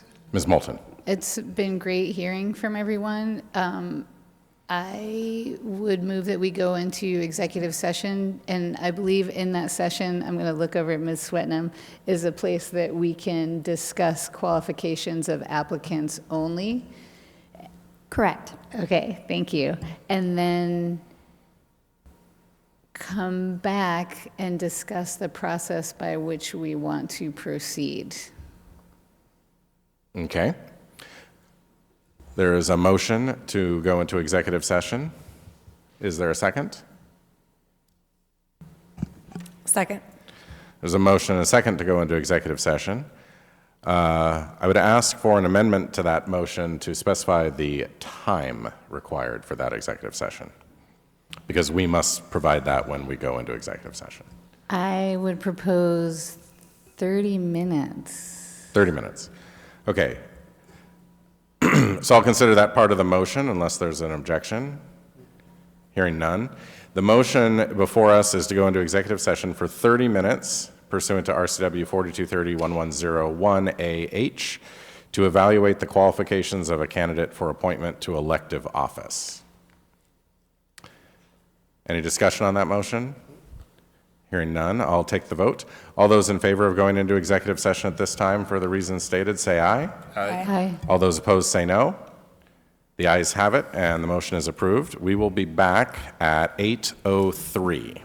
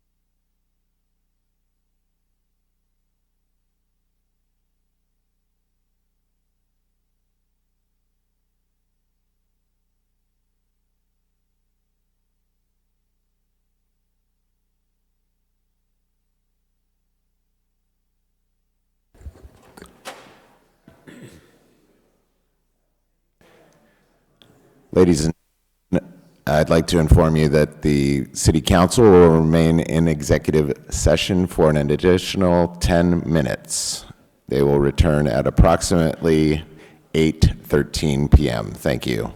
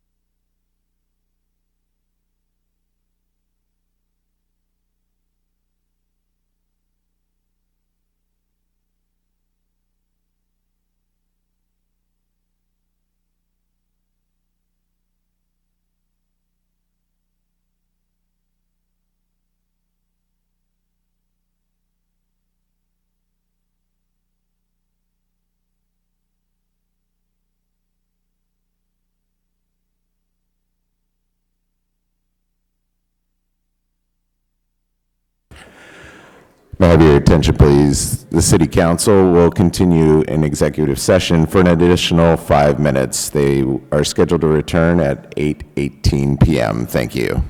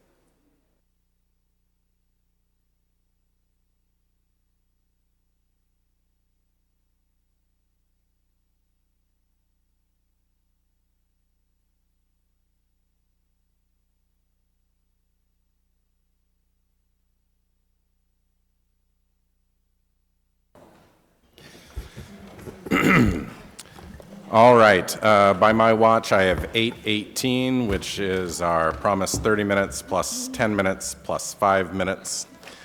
So I think we are ready to resume. I want you all to know that council did an excellent job of hewing closely to the requirements of the Open Public Meetings Act to evaluate only the qualifications of a candidate. And Darcy, you can return that taser to the police department after the meeting. What we did not discuss and have not discussed in depth yet is process. We expect that you will hear from a select group of candidates in the next round. I think the first question for council is, how many candidates do you want to move into the next round? You can decide to set a target now, or you can simply talk about which candidates you would like to move forward and see where you end up. Mayor Walters? So the first question is, and I want to constrain you to this question, do you want to set a target or not set a target at this point? Mayor Walters? Mr. Young. I think it's important to set a target. And the reason why I think that's important is that, other than that, we'll still move forward so many wonderful people, because truly, it was honestly a very difficult decision because everybody's just really extraordinary. And we, just to be clear, we did not make any decision at all. Thank you. Mayor Walters. Oh, I'm sorry. No, but, you know, in that, I would suggest 4, but I'm open. Okay, thank you. Mayor Walters? Mr. Fantini. I would suggest at least 3, but no more than 4. Other opinions? I think 3 Ms. would, Moulton. sorry, I think 3 would be ideal, but I am not opposed to 4 for a top number. Mayor Mr. Walters? Courier. I don't think we can stick to the ideal with this pool of candidates. I'd go 4. Ms. Khalil-McGrath. I would say I'm comfortable with 4, if that's where everyone else is at, because we are not able to talk about, you know, how many to move forward until we're at this open session. Giving it thought over the last week and knowing that there's only 5 council members present, when it's a full council, there are 7 people. The way my concern is having to vote yes or no on each individual candidate moving forward versus having a slate of candidates. And so my personal preference would be only 3. 4 is reasonable, but if it comes to a point where there's more than 4, I would suggest that every council member is able to nominate 1 person to the slate. I think that allows everyone to get their voice in without having to not vote, or without having to kind of have a debate. But that's just, I wanted to put that out there as another option. But I'm also comfortable with 4 if that's where the majority is at. Okay, you've moved on a little bit beyond the number and also to the process afterwards, and maybe that's required to get to an answer on the number. I would be willing to entertain a motion. It's your meeting. I will entertain any of your motions, but I would suggest a motion if the council desires at this point to set that number, or we can skip that step. Mayor Walters? Mr. Fantini. Just a point of clarification, and apologies. I'm trying to use as little words as possible. So when we nominate people to the slate, is that going to require a second and a vote, or are we still to decide that part of the process? Okay, let's move on to the next item on the list, which is how you will move people forward. You have a lot of options in front of you, but one option could be to nominate people for a slate. In addition to that, you could require a second for those nominations or not. And an entirely second option for how to move people forward is to simply make a motion in favor of moving one person forward. If there's a second, we'll discuss or vote and move that person forward Mayor in the absence of a slate. So there are at least that many options for how to move forward. My goal here is to get you to adopt a process before you start putting names forward. Mayor Walters. Mr. Fantini. I really like, I give a lot of thought process to what what Councilmember Cleveland McGrath said, where one, we have a strong slate of candidates, but also there's only 5 of us up here. And I was very stuck to the 3 to 4, but I do feel like if each of us could nominate a person to move forward with a second, I feel like that would be a good slate to vote on. Mayor Walters? Ms. Moulton. I think we're getting somewhere. I think, so we have 8. 9. Oh, 8, because Yeah, so we have 8 applicants. 5 out of 8 seems like a lot to me. And I'm wondering if, it's just hard to know like what order we would, if someone picked, if by the time it got to like the 4th or 5th, you don't have to nominate someone if the people that you would put forward have already been picked. So it might not be 5 people. It might be 4 people. It might be 3 people.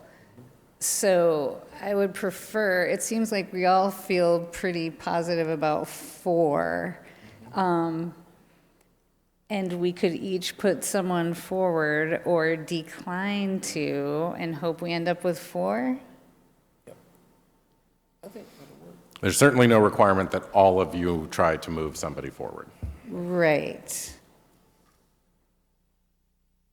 Ms. Cleveland McGrath? Yeah, and sorry to go in the weeds. I'm sorry to kind of put a wrinkle in this. I guess my suggesting that everyone, we go down the line and everyone is able to add someone to the slate or pass because they are satisfied with the slate of applicants allows us to not have to debate choosing one candidate over another when we hit that whatever target number. But doesn't necessarily, I guess I'm going to have a lot more questions if we decide to do how are we going to go through that process if we're only going to do 3 candidates? And maybe that's not a problem because we haven't talked about it. I just wanted to preemptively suggest one option, but it might just be too complicated. I tend to think that going down the row isn't compatible with picking 3. No. But you also haven't set 3 as your target yet. Mr. Young. Mr. Mayor Walters, could I make a motion that we limit it to 4?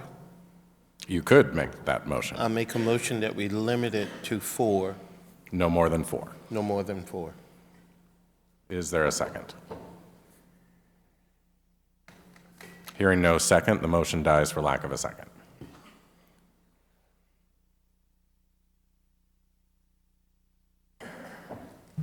Mayor Walters. Mr. Fantini.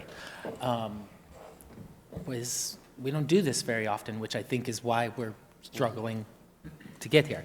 I would make a motion that we go down the dais and are each allowed, should we choose to, or we could decline, nominate someone to the slate that could then be voted upon by everyone. So that could mean we would end up with 2, it could mean 3, it could mean 4, it could mean 5. That's my motion. Okay, the motion is to adopt a rule for this process whereby every member of council will have an opportunity to nominate 1 person for the slate. The slate would then be voted on to move forward to the next meeting. Is there a second? Second. There's a motion and a second to adopt a rule for this process whereby each council member nominates 1 person for the slate, and then the slate is voted on to move forward or not. Mayor Walters? That is the motion. I'll entertain discussion for or against that motion. Mr. Young? Yes, I just want to be clear that we're going to each individually sort of nominate someone, and could that process begin down at that end?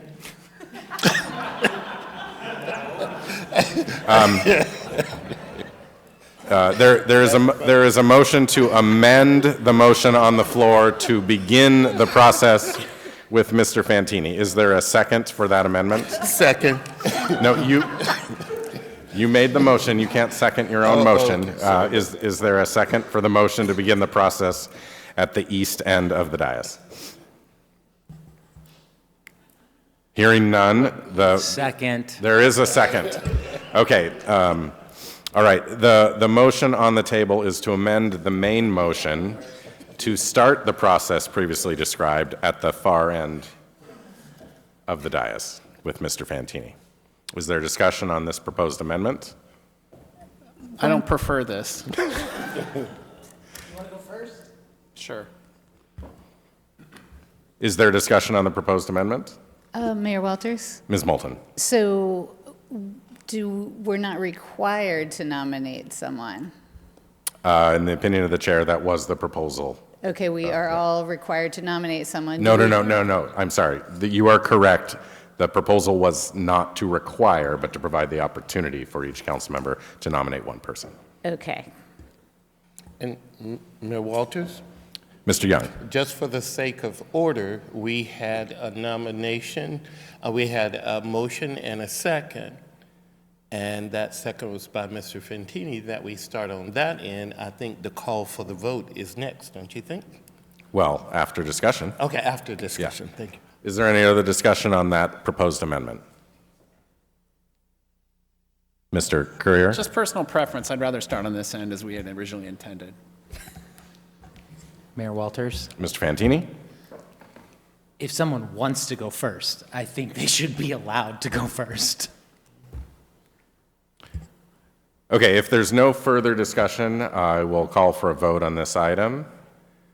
Hearing none, the vote is on the motion to amend the main motion to start the process at the far end, the far east end of the dais. All those in favor say aye. Aye. All those opposed say no. No. In the opinion of the chair, the ayes have it, and the motion is approved. The next... Wait, I didn't vote. I didn't vote.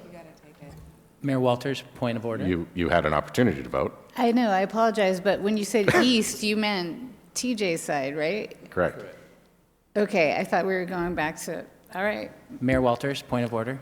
Mr. Fantini, state your point. I think there was a little confusing. Could we do a roll call vote? We could.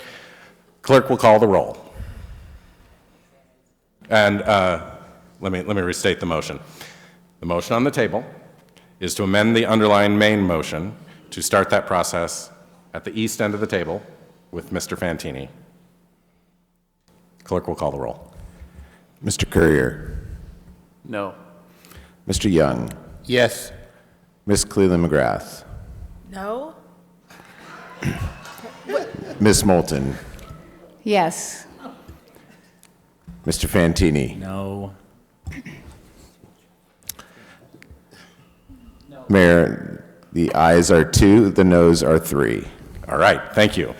So the motion to amend the main motion has failed, and we're back to the main motion, which I will repeat, which is to start at the west end of the dais and ask each council member to offer a name for nomination to the slate. The slate would then be voted on. Oh, and in case it's unclear, no seconds would be required for each nomination. Mayor Walters. Mr. Courier. Second that motion. It was already seconded, but thank you. Oh, you're welcome. So we have a motion and a second for that motion. Is there further discussion? Hearing none, we will take a vote on the motion, which is to start at the west end of the dais with Mr. Courier and have each council member nominate a person for the slate. Each council member does not have to nominate a person. No second is required for each nomination. Mayor Walters. Mr. Young. There is a point of discussion. I was stumbling a little bit over it all, but if I could have just a moment. Everybody that applied is extraordinary, truly having enormous strengths, something that our city truly needs to be working. Even if you're not selected for this process, even in moving forward or even later, truly the gift that you're willing to give as a public servant is extraordinary. Do not believe for the one moment that your gift that you're offering the city and the constituents of this city is not valued. It really is. We had a tough looking at the schedules, but I'm just saying to you, there are many of you I could envision for other things that we desperately need. So don't, if you're not selected to move forward, don't think for one moment that you're not needed. You really are. So thank you. Is there any further discussion on the motion on the table? Okay, the motion on the floor is to start at the west end of the dais, move down the dais. Each council member is allowed to nominate one person. No second is required. Those nominations will go onto a slate. You will then vote on the slate to move forward. Hearing no discussion, we'll take a vote. All those in favor of that main motion say aye. Aye. All those opposed say no. The ayes have it. The motion is approved. All right, we have now adopted this rule, so we will start at the west end of the dais. I will ask you, if you please, to nominate one person for the slate. Your response should be in the form of a name with no additional commentary. Mayor Walters, Ms. Killian McGrath. at what point can we have some commentary? Right. Oh, you can have that now. Okay, thanks. Yes. So So we'll proceed to that at some point, but we don't have to do it right away. Okay, good, because I do feel like that the public deserves some kind of discussion as to the slate of candidates. So I want to echo what Mr. Young said, that we had, I'll be perfectly honest, we were kind of worried that we may not get some amazing people to show up and actually participate in this process. And the fact that we had 10/11 folks put their name, take the time to meet with a number of us, to put their resume and cover letter in, to take the risk of, coming out publicly and doing that is really amazing, and it warms my heart to know that there are this many cool people out here, and you guys are welcome to come to any of these council meetings, even if you're not chosen. But when I'm thinking about the slate of candidates to move forward, I'm really thinking about who do I need to hear more from, because I'm curious about where they're at and what questions I would like to have answered before we make that final decision. So when I'm thinking about the slate, that is really the goal in mind, is to have looked at the qualifications of all of the candidates, and then try to narrow it down so that we have a smaller group that we can get to know and the public can get to know a little bit better at the next council meeting. So that's kind of the intention that I'm working with when we're talking about this next step. Mayor Walters. Mr. Courier. Just an additional comment, because it doesn't sound like I get much time to comment when I put my name forward. Again, a huge thank you to everybody who's applied, and I just echo everything that's already been said. Please get involved, please participate. And it was humbling to read everybody's resumes and their reasons for wanting to do this, and coming recently off the campaign trail, I commend you all for putting yourselves out there. So this is really a difficult discussion for all of us, but thank you. Any other discussion at this point? You will also have an opportunity for discussion after nominations.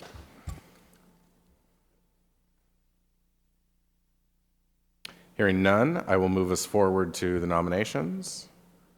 If there's no objection. Okay, hearing none. We will now start with nominations. So each council member, starting from the west end of the dais, will provide one name, up to one name. You are not obligated to provide any name. You may pass. So, Mr. Courier, who would you like to move forward? Mayor Walters, is it just a name and no commentary at this point? Can I add a couple words? Yeah. I mean, my suggestion was that, but I don't think that it was actually included in the motion, so. Okay. I want to put forward, I nominate Courtney Orrick, and the reason for that, I just want to say, is having run a campaign and having seen her out there grinding it out for 6 months, I do feel like that deserves further attention, and that's what I put forward. Okay, thank you. Mr. Young.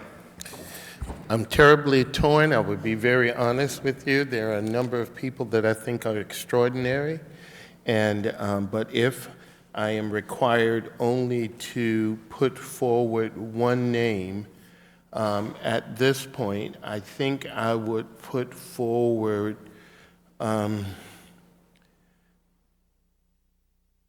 Sarah Henry. Thank you. Ms. Cleland McGrath. I was not expecting to have to speak on this. We've got a number of really great candidates. I would do Susanna Clements. Thank you. Ms. Moulton. So I don't really have a lot to say at this moment. Like has been, yeah, a lot has been said already. I am basing my nomination on the demonstrated depth and breadth of knowledge and of very many things, and looking forward to hearing more in the next round, and I nominate Marcia Hunt. Thank you. Mr. Fantini.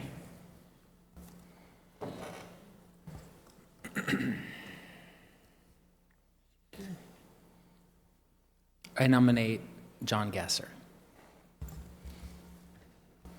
Thank you. All right. The slate, as council has articulated, includes Courtney Orrick, Sarah Henry, Susanna Clements, Marcia Hunt, and John Gasser. Council, now you may discuss the slate. You may move to amend the slate. However, that would be contrary to your prior rule. And you may decide at some point to take a vote on moving the slate forward. Mayor Walters. Mr. Fantini. I move that we move the slate forward. Second.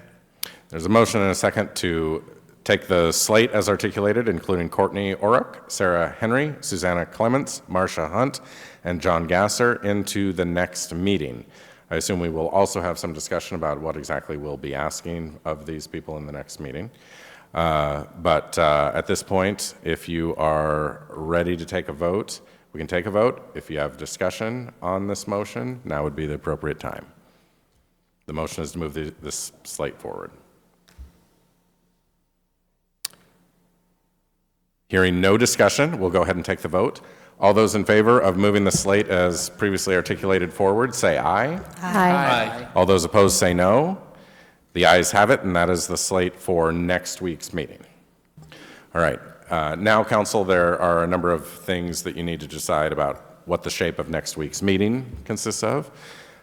We have previously indicated that we would ask them to provide additional statements. So a time limit for that statement would be useful to have. Any questions that you would like those people to answer in that statement would be useful to convey to them at this point. And any other process that you want to articulate with respect to follow-up questions after those presentations. Council, do you have discussion on those topics or motions? Mayor Walters. Mr. Fantini. Yes, so I've kind of thought about this a lot, as I'm sure all of us have, since it's been in the packet for a week. I think allowing a second statement is really good. I think it would be helpful if we provided some baseline questions, whether it's that we all send our questions to you and you kind of put them together so that in their statement they can respond to those questions. But I also feel it is, I also feel there is use in having on-the-fly questions. So I would suggest that we provide questions for a statement, and then after each statement, allow each council member 1 follow-up question if they should choose to use it for a candidate, for each candidate. And hopefully there won't be much on the agenda. No promises on that. Mayor Walters? Ms. Moulton. So question, so we have 5 people moving forward, and then we'll have 6, presumably we'll have 6 council members, so that would be 30, potentially 30 questions. Is that what you're thinking? Mr. Fantini? Boy, when you put the numbers like that, that's an awful lot. Yeah, that's rough. And also my follow-up question. Ms. Moulton? Oh, sorry. My follow-up question to that would be, do we let everyone speak first, and then we ask, would we want the questions to be the same, the follow-up questions to be the same for each person? Or would it depend on what they, like, this could get, this is a tricky calculus. Mayor Walters? Mr. Fantini? Gave it a lot of thought, clearly not enough.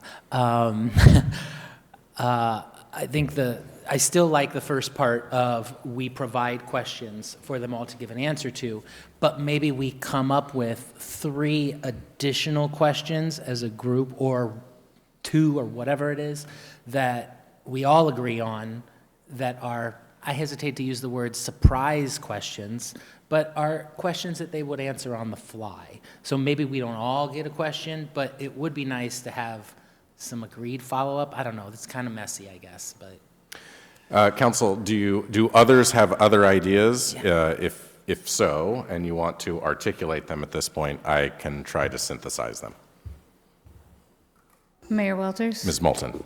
I like the idea of council submitting questions in advance that would be published in the packet, and maybe we each submit 1 or 2 questions in writing, and those get asked, those are given to all the candidates, and that they can address in their talk of, say, 5 minutes is one idea. And then I'm not sure about after that. Mayor Walters? Mr. Courier?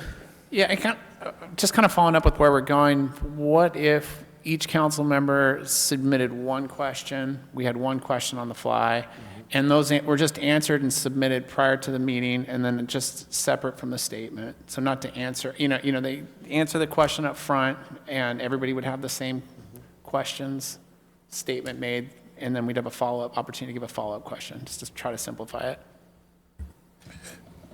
Mayor Walters. Mr. Young? As many of you have heard me say, probably more times than sometimes you may want to hear, it is so important that as public servants, and I do mean that literally, public servants, that we're really working hard to make sure all thoughts, ideas are at the table, and based upon that, making that decision. So for the people moving forward, or even those that are not moving forward, engaging and showing how you can bring to the table that energy and that positivity about working and making sure everyone is heard makes for a community. It celebrates differences, but at the end of the day, we have to make a decision that may not make everybody happy, but if all of the data is put on the table, all of the emotions and all of the people, going forward as a community, it's a positive thing. That's really what I'm looking for. You would not, all of those people that applied, I felt were eminently qualified. I was just happy, truly happy. But in moving forward now, we're going to need you and every one of you to help us realize what we need here as our city. So even if you're not sitting on the dais when this is all over, said and done, we need you. We need you. And so I'll be looking for that sense of community, that sense of bridging the gaps, that sense of pieces that may not have been at the table that we're willing to bring. I brought me, coming from the South, I brought me. But, again, I'm educated, but also I've experienced a lot of stuff. So I'm one of 7. But if I didn't bring that to the table, You know, we got a soup that we're making. So anyway, thank you. Council, I think, Ms. Colleen McGrath, are you interested? Yeah. Go ahead. Yeah. I think we've got to do it for the reason of time. I think that we should all just submit one question to you. If there are redundant, if there are two questions that are similar, come back to one of us and see if we can think of a new question. Publish those questions in the packet. I think it's reasonable to give these 5 folks the opportunity to prepare a statement and then give them, and then they would have, I don't know, 10 minutes to answer those questions in a way that they think is appropriate. I mean, they're serving the community, they're gonna have to figure out how to speak to the public, and they're gonna have to organize their own thoughts. And we can take it with it as we will. Follow-up sounds great, and maybe we can, but I would almost do more of a limit of 3 minutes or something such as that for back and forth, and have it be organic versus trying to make sure everyone gets a question in. I assume we're probably going to have a similar follow-up question. Okay, Council, let me synthesize what I've heard here. First of all, we will ask candidates to provide follow-up statements at the next meeting. The length of the statement may vary from 5 to 10 minutes. I've heard both, so we'll need to come to a conclusion on that. The statements will, we will ask the candidates to include in the statements their answers to questions that council members will submit to me, and I'll synthesize and will go in the packet. Each council member should submit 1 question. I also heard 2 questions. And you would need to do that by the end of the day tomorrow, I think. Candidates would then give their statement, and there would either be the opportunity for 1 follow-up from each council member, and I would propose that that happen after all of the statements are concluded, so all 5 candidates are sitting next to each other, and you'd ask that question of each of them, and then we'd rotate through. Or 3 minutes for each council member, assumedly across all 5 of the candidates, because in the alternative, that would start to get pretty lengthy. So that's what I've got synthesized here. Do you want to alter that in some way? Mayor Walters? Mr. Fantini? I would suggest, I like the time limit rule, but I would suggest maybe 5 minutes which for time each limit? of us. The follow-up question. I also think 10 minutes is a really long time for an opening statement. So I think if we're basically submitting 6 questions, 1 minute to answer each of those questions seems appropriate. So maybe a 6-minute opening statement and then a 5-minute follow-up from each council member across the candidates. Not 5 minutes for each candidate, but 5 minutes for each council member across the candidates. I would like to introduce the question of how I am to manage the 5 minutes, because assumedly you are going to spend some time asking the question, and then how much time are you going to give the candidates, each of them, to respond? It becomes, again, unwieldy pretty quickly. Mayor Walters? Ms. Moulton. So if each council member had 5 minutes total, so maybe 1 minute per candidate? Per council member? Mayor Walters. Mr. Fantini? I think it's appropriate. Mike? Thank you. I think it's could it be appropriate to use our 5 minutes like however? So for example, there may be some candidates that we know more about than the others where maybe we need, 2 minutes to get to know this person a little bit better or ask a couple more follow-up questions versus I don't think asking follow-up should necessarily determine whether or not we think they're a good candidate. It's more like 5 minutes for each of us, wherever you want to spend that time. Mr. Courier? Yeah, I'm in favor of a 5-minute statement, 5-minute follow-up per council member to be used anyway. Yeah. Ms. Killian McGrath? Seems like we're getting in the weeds here. I think we just need the 6 questions from all 6 council members. Allow them to have 5 minutes or whatever, 6 minutes, and then just have them prepared. After everyone has their 6-minute statement, we may come back and specifically ask a question of a specific candidate and leave it at that. I agree with that. Mayor Walters. Mr. Fantini? Sorry. This is hard to do. I would agree with that. I think we should put a time limit on the follow-up. Not that you have to use the time, but like I could imagine someone like myself could ask a lot of follow-up questions. So. Okay, let's narrow this down a little bit. So we're going to ask for some follow-up statements. The length of the statement is going to be 5 minutes. If there's no objection, that will be the rule. Hearing none, the candidate statement length will be 5 minutes. Each council member will submit 1 question to me by the end of the day tomorrow, and we will synthesize those and publish those questions in the packet for the candidate to answer however they would like during their time. If there's no objection to that, that'll be part of the rule. Okay, so what's remaining here is how we will handle questions from the bench. And so I would ask someone to make a motion as to what exactly they would like the rule to be there.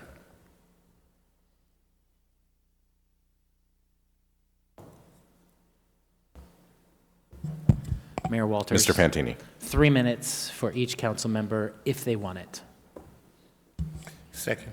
There's a motion and a second to establish a rule whereby each council member will have 3 minutes to ask follow-up questions of all 5 of the candidates, not individually, but as a group, however they would like to use it. Any discussion of that? All right, hearing none, we'll take the vote on that motion. All those in favor of establishing a rule whereby each council member has 3 minutes to ask the 5 candidates as a group whichever questions they want. So not 5 per candidate, or not 3 per candidate, but 3 per council member for all 5 candidates. All those in favor of that say aye. Aye. All opposed say no. No. The ayes have it, and that rule is approved. All right, council, is there anything else that you would like to articulate as the way we will manage this next week? I know it passed, but I just have a question. So you have 3 minutes as a council member, but that includes the time that the candidates respond? I think it does. Okay, so say I took 20 seconds to ask a question, then a candidate took 2 minutes, then just the candidate. It depends on how, it just seems weird to me. Are you moving to propose additional time for candidates to respond? No, I don't have a better idea, but I don't have a better idea, but I'm not super psyched about this. Any other amendments to the process at this point? Mayor Walters. Mr. Fantini? I'm also not super psyched about this, even though I just threw it out there. I wonder if we don't return to Council Member Cleland McGrath's statement and trust your judgment as the chair for allowing follow-up questions. I would note that council has the ability to rescind one of these rules by majority vote in the future, or now. I move we rescind the 3-minute rule. Second. Okay, there's a motion and a second to reconsider the motion that was just made to set a 3-minute rule for follow-up questions. Is there any discussion on that motion? All those in favor say aye. Aye. All those opposed say no. The ayes have it, and I'm deleting that from the list. Mayor Okay. Walters. Mr. Fantini. I motion that we allow for follow-up questions at the discretion of the chair.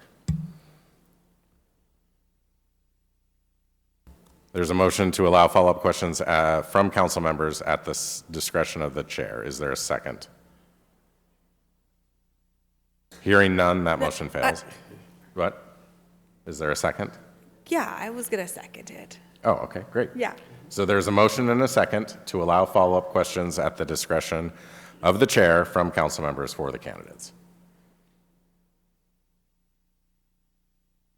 May I say something now? Yes. Okay, yes.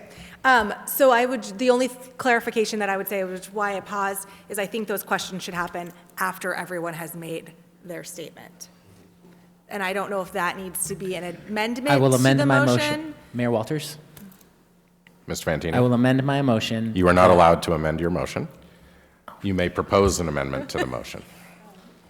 I propose that we amend the motion to allow those questions at the discretion of the chair after every candidate has given their statement. There's a motion to amend the underlying motion to allow those questions from council members only after all candidates have spoken. If there's no objection to that, we will make that part of the main motion. All right, so the main motion is to allow, at the discretion of the chair, questions for the candidates after all candidates have spoken. Any discussion? All right, we'll take a vote on that. All those in favor say aye. Aye. Aye. All those opposed say no. The ayes have it, and that part of that motion is approved. So questions will be allowed at the discretion of the chair from council members after all candidates have spoken. Council, is there anything else you would like to set up for next week's meeting? Hearing none. Mayor Walters? Ms. Cleveland McGrath. I just, I want to say I think we might be self-selecting out some of these folks if they're not having a great time right now, because welcome to city government. One thing I just wanted to make a note of for the public is I've received emails kind of directly from various people either supporting a certain candidate or whatnot. Those coming directly individually to all of us are not going in the packet. If there is a letter of support or email of support, please send it to Greg if the desire is to have it in the packet for the public to see. I think that's, do you have anything you want to say about that? Excuse me, I'd recommend to city clerk at anacorteswa.gov. That would be the correct email address. And that information is on the public comment page on the website. All right, thank you, council. I have already asked for a Robert's Rules training to be scheduled for anybody that is in the audience and needs a refresher. I think that we are done with that now. Yes? All right. Reminder that next week's meeting is on Tuesday, so please do not show up on Monday. We're now going to move on to our next item, if he's still with us, which is the confirmation of our Public Works Director. And our HR Director will introduce this item. Ms. right. Moyle, please. Mayor, council, members of the audience, I'd like to announce the appointment of Logan Lee as the city's permanent director of public works. Logan is a municipal-focused civil engineer with more than 10 years of experience delivering transportation, utility, and public infrastructure projects for cities and private clients. He holds a Bachelor of Science in Civil Engineering from Washington State University.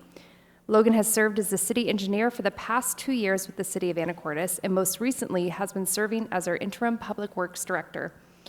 During that time, he has received strong endorsements from his staff and fellow department heads. The position was advertised externally, and Mayor Pro Tem Cleveland McGrath participated in the initial application review. We interviewed 4 candidates in total, and at the conclusion of the process, it was clear that Logan was well suited for the role. With that, it is my recommendation that the City Council move to approve Mayor Ryan Walters' confirmation of Logan Lee as the city's Public Works Director effective today, February 9th, 2026, as well as authorize the mayor to sign the contract 26085 HRD 001 to employ the services of Logan Lee. Thank you. Thank you, Ms. Moyle. Council, do you have any questions of our applicant? He would appreciate it if you did not. Mayor Walters? Ms. Moulton. I don't have a question. I just want to say that I had the pleasure of working with Mr. Lee over the past 2 years as myself as a member of the Council Public Works Committee. He's very knowledgeable, a really good communicator, very solid, very thoughtful, very much appreciated by fellow staff members in his own department and citywide. And I'm very, very pleased to have the opportunity to have him lead us from being the interim to being the full-on Public Works Director. Other people might have things to say, and I think they do, so I'll stop now. I think maybe okay, well, anyway, I'm just wholeheartedly endorse this appointment and move to approve Mayor Ryan Walters' confirmation of Logan Lee as the city's Public Works Director effective today, February 9th, 2026. Second. There's a motion and a second to confirm Logan Lee as Public Works Director. Any other comments, discussion, questions? Hearing none, we'll take a vote. All those in favor say aye. Aye. All those opposed say no. Sounds like the ayes have it. Congratulations, Mr. Lee.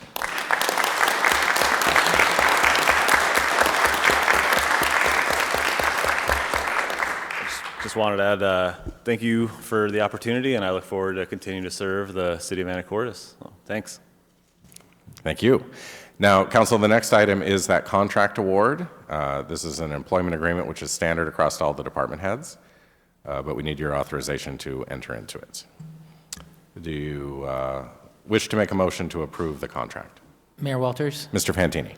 I move that the city council approve the Employment agreement. Thank you. The employment agreement. Thank you. Second. There's a motion and a second to authorize to approve the memorandum of agreement as to the employment of the Public Works Director. Any discussion? Hearing none, all those in favor say aye. Aye. All those opposed say no. The ayes have it, and the contract is approved. Ms. Moyle, would you like to introduce the next item? Thank you. Next item, I'm here tonight to introduce Resolution 3208, which ratifies the department heads' employment agreements that were included in your agenda packets. These agreements have not previously come before council, so we're bringing them forward for consideration this evening. I'm happy to answer any questions you may have and would ask for council's approval of Resolution 3208. Thank you. Council, any discussion or questions? Mayor Walters? Mr. Fantini? I move approval of resolution number 3208. Second. There's a motion and a second to approve Resolution 3208. Any discussion? Hearing none, I'll call for the vote. The vote is on Resolution 3208. All those in favor say aye. Aye. All those opposed say no. The ayes have it, and Resolution 3208 is approved. All right, at this time, we are going to go into closed session for collective bargaining per RCW 4230-1404B. We expect to be out for 15 minutes, and then we'll be back.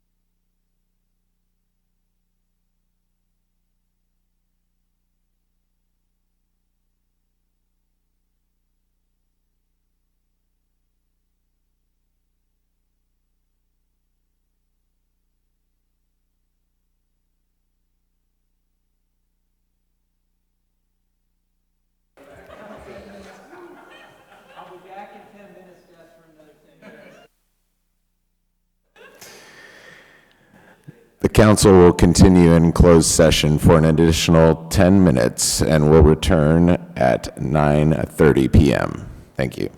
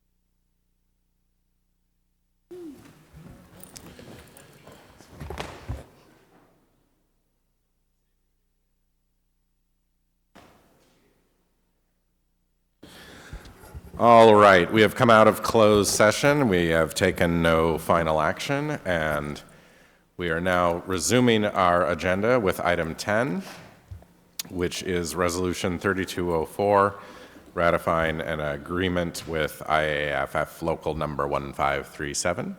Ms. Moyle, I'll let you present the item.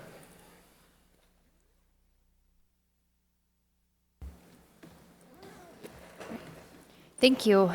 Mayor, council, members of the audience, now I'm presenting on our ongoing collective bargaining, specifically our negotiations with the International Association of Firefighters, Local Number 1537. This city works with 3 bargaining units and maintains 4 collective bargaining agreements that cover most of our employees.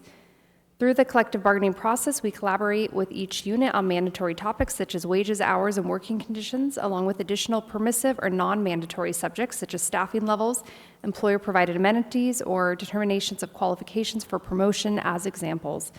Each of our contracts operates on its own cycle. The Commission Police Guild contract is still in negotiations, while the non-commissioned Police Guild finalized their agreement at the end of 2024. We recently finalized the contract with Teamsters at the end of December 2025. The city negotiated a collective bargaining agreement with the International Association of Firefighters representing 37 employees, including 4 vacancies that we are currently recruiting for. Bargaining began in October 2025 and concluded after 6 negotiation sessions. The bargaining committees reached a tentative agreement on January 15, 2026, which was later unanimously approved by the IAFF membership on January 28, 2026. The agreement was negotiated in good faith by both the city and the union, and consistent with collective bargaining requirements, must be adopted as presented and is not subject to amendment or public comment. The key economic items include wage adjustments, the addition of a 2% senior paramedic premium, increased longevity premiums based on months of service, the addition of specialty premiums, an increase in sick leave cash out upon retirement, an increase of 96 hours each of sick leave and vacation for lateral hires effective January 1, 2021, and for all future lateral hires, and an increase in minimum daily staffing to 9. The cumulative cost of the 3-year agreement is approximately $1.5 million. To move forward, city staff recommends that the Anacortes City Council adopt Resolution 3204, authorizing execution of the collective bargaining agreement between the City of Anacortes and IAFF Local Number 1537 for the period of January 1st, 2026 through December 31st, 2028. Thank you, and I'm happy to answer any questions that you may have. Thank you. Council, any questions, discussion, motion? Emotions? Mayor Walters. Mr. Courier. Move that the City Council adopt Resolution 3204, authorizing the signature and execution of a collective bargaining agreement between the City of Anacortes and IAFF, Local Number 1537, from January 1st, 2026 to December 31st, 2028. Second. There is a motion and a second to approve Resolution 3204 as presented. Any discussion? Hearing none, we'll take a vote on Resolution 3204 as presented. All those in favor say aye. Aye. All those opposed say no. The ayes have it, and the motion is approved. City really appreciates the work of the fire department and the participation of the fire union in negotiating this contract. Thank you, Ms. Moyle, for your work. We're adjourned.